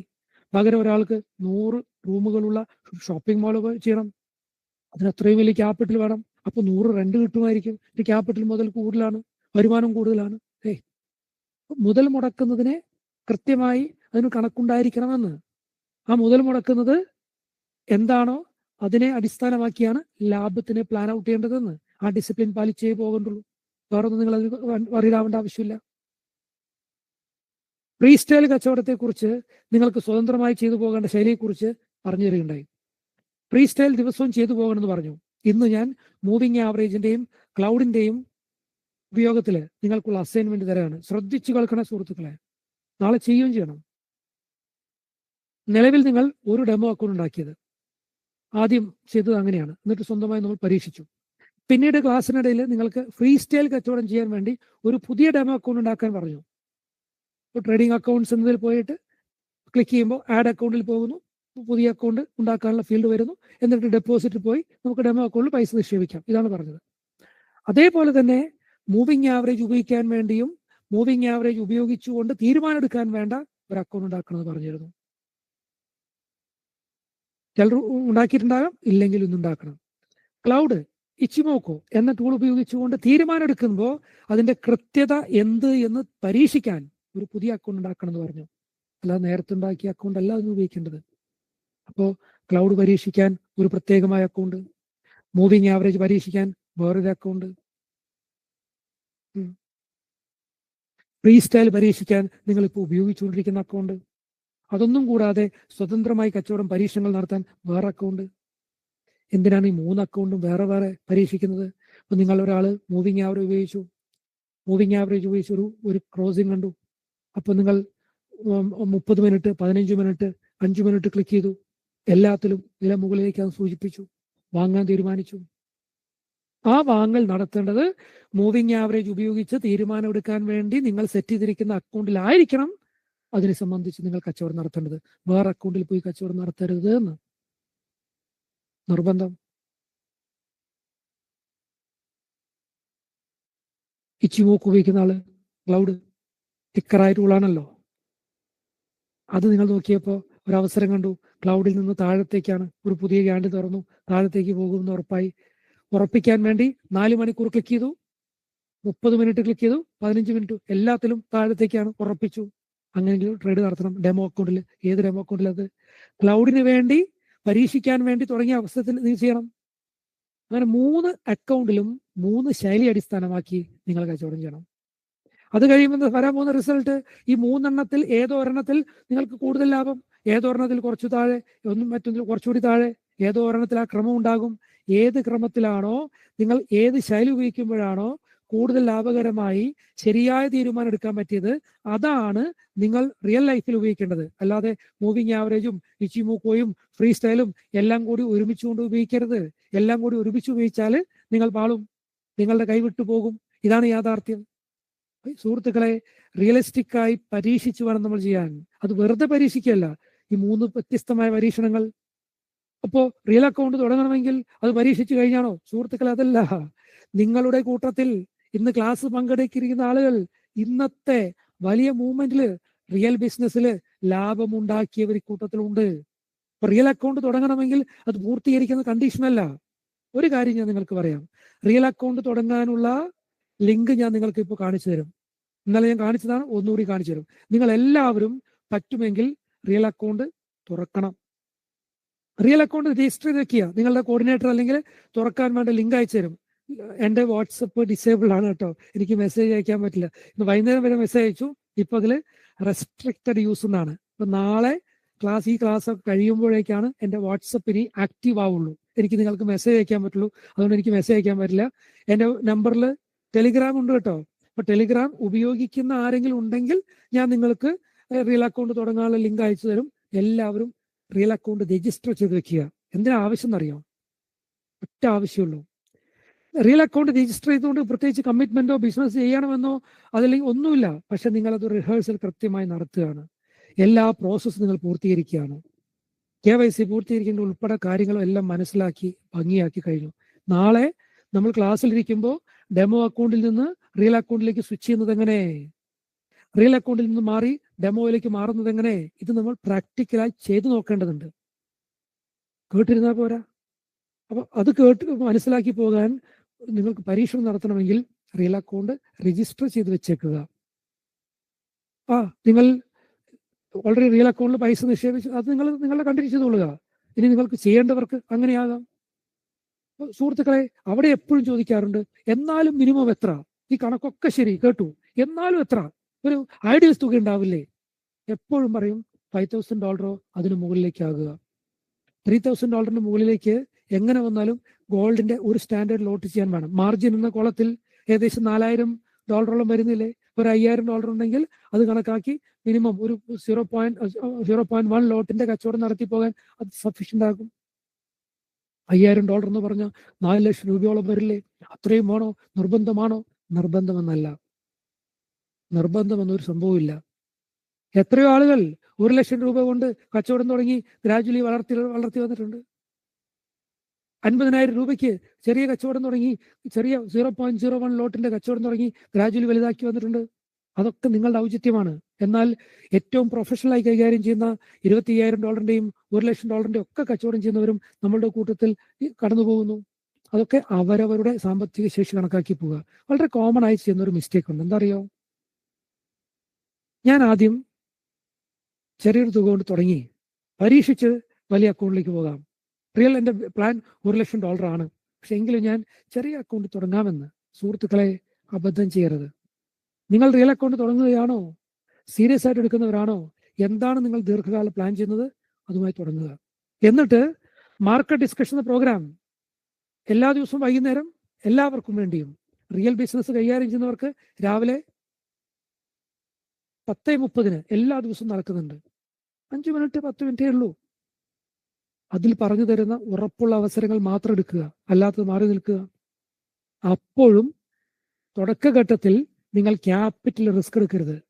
സുഹൃത്തുക്കളെ, തുടക്കഘട്ടത്തിൽ ക്യാപിറ്റൽ റിസ്ക് എടുക്കാതെ വളരെ കൃത്യമായ ലാഭത്തിന് അടിസ്ഥാനമാക്കി മാത്രം ഫോക്കസ് ചെയ്യുന്ന ഒരു സംവിധാനം വന്നാലുണ്ടല്ലോ, ഒരിക്കലും നിങ്ങൾ തിരിഞ്ഞു നോക്കേണ്ടി വരില്ല. നിങ്ങൾ മുഖ്യമായ വരുമാന മാർഗം എന്നത് ഈ ഒരു ഇൻഡസ്ട്രിയെ മാറുകയും ചെയ്യും. നിങ്ങൾക്ക് മാസത്തിൽ 3 അവസരം എടുക്കേണ്ടുള്ളൂ. ആ 3 അവസരം ഏത് എന്നത് നാളെ ഞാൻ കൃത്യമായി വരുന്നുണ്ട്. 3 അവസരം. ഒരവസരത്തിൽ ഒരു ലോട്ട് നിങ്ങൾ കച്ചവടം ചെയ്താൽ മിനിമം $10 മൂവ്മെന്റ് കിട്ടിയാൽ $1,000 കിട്ടും. ഗോൾഡ് ഓരോ ദിവസവും $40 $50 കൂടുന്നുണ്ട്. അതൊന്നും വേണ്ടെന്ന്. വെറും $10 മൂവ്മെന്റ് നമ്മൾ എൻക്യാഷ് ചെയ്യുക. ഒരു ഔൺസിൽ, ഒരു പീസിൽ 100 പീസ് അല്ലെങ്കിൽ ഒരു വോളി എന്ന് പറഞ്ഞാൽ 100 ട്രൈ ഔൺസ് അല്ലേ? അപ്പൊ 10 × 100 എന്ന് പറഞ്ഞാൽ $1,000 ആണ്. അതുപോലെ 3 അവസരം, ഒരു നഷ്ടവും വരില്ല എന്ന് ഉറപ്പുള്ള 3 അവസരം മാത്രം മതി നമുക്ക്. അത് ഏത് അവസരം, എത്ര, അതൊക്കെ വരുന്നുണ്ട്. ആ അവസരം മാത്രം എടുക്കുകയാണെങ്കിലുണ്ടല്ലോ $3,000 മാസ വരുമാനം. $3,000 മാസ വരുമാനം എന്ന് പറഞ്ഞാൽ ഇന്ത്യൻ കോണ്ടെക്സ്റ്റിൽ 2.5 ലക്ഷം രൂപയാണത്. ചെറിയ കാര്യമല്ലത്. 2.5 ലക്ഷം രൂപ അത് ചെറിയ കാര്യമല്ല. ഒരു മിഡിൽ ക്ലാസ് ഫാമിലിയെ സംബന്ധിച്ച് സുഖസുന്ദരമായി എല്ലാ കാര്യങ്ങളും നടന്നു പോകാൻ ധാരാളം മതി. പക്ഷേ ഈ 3 അവസരം ഉറപ്പുള്ള അവസരം മാത്രമായി നിങ്ങൾക്ക് കിട്ടണമെങ്കിൽ നിങ്ങളുടെ ഡിസിപ്ലിൻ നമ്പർ 1, ഒന്നാമത്തെ ക്ലാസ് മുതൽ എല്ലാ ദിവസവും ഞാൻ ആവർത്തിച്ച് പോകുന്ന ഒരൊറ്റ ഡിസിപ്ലിനേ ഉള്ളൂ. അത് ഒരു ദിവസം 5 മിനിറ്റ് താഴെ മാത്രമേ സമയം ചെലവഴിക്കാൻ പാടുള്ളൂ. അതാണ് കണ്ടീഷൻ. അത് വയലേറ്റ് ചെയ്തതെന്ന് പ്രത്യേകിച്ച് ആവർത്തിച്ച് ഓർമ്മിപ്പിച്ചുകൊണ്ട് കഴിഞ്ഞ 1 മണിക്കൂറിനോട് സഹകരിച്ച് നിങ്ങൾക്ക് എല്ലാവർക്കും വെൽത്ത് വേ ഗ്രൂപ്പിലെ എല്ലാ അംഗങ്ങളുടെ പേരിൽ ഹൃദയത്തിന്റെ ഭാഷയിൽ നന്ദി പറഞ്ഞുകൊണ്ട് ഇതേ സെഷന്റെ തനി ആവർത്തനം നാളെ രാവിലെ 11:30 വൈകുന്നേരം 4 മണിക്കും ഉണ്ടാകും. രാവിലെ 9 മണിക്ക് ടോട്ടൽ സെഷൻ റിവിഷൻ ഉണ്ട്. നാളെ എനിക്ക് മെസ്സേജ് അയച്ചു തരാൻ വഴിയൊന്നുമില്ല, പിന്നെ വാട്സപ്പ് ബ്ലോക്ക്ഡ് ആണെന്ന് ഞാൻ പറഞ്ഞു. ഓൾറെഡി നിങ്ങൾക്ക് നമ്പർ എൻ്റെ കയ്യിലുണ്ട്, എൻ്റെ നമ്പർ നിങ്ങളുടെ കയ്യിലുണ്ട്. അതിൽ ടെലിഗ്രാം ഉണ്ട്. ടെലിഗ്രാമിൽ നിങ്ങൾക്ക് സ്റ്റിൽ കമ്മ്യൂണിക്കേറ്റ് ചെയ്യാമെന്ന് ഓർമ്മിപ്പിച്ചുകൊണ്ട് കൃത്യമായി ഫ്രീസ്റ്റൈലും മൂവിങ് ആവറേജും ക്ലൗഡും ഉപയോഗിക്കാൻ 3 വ്യത്യസ്തമായ ഡെമോ അക്കൗണ്ടിൽ കൂടി തന്നെ പരീക്ഷിക്കണമെന്ന് ഓർമ്മിപ്പിച്ചുകൊണ്ട് ഒരിക്കൽ കൂടി നന്ദി പറഞ്ഞുകൊണ്ട് ഇന്നത്തെ സെഷൻ ഒഫീഷ്യൽ നിർത്തുകയാണ് സുഹൃത്തുക്കളെ. നന്ദി.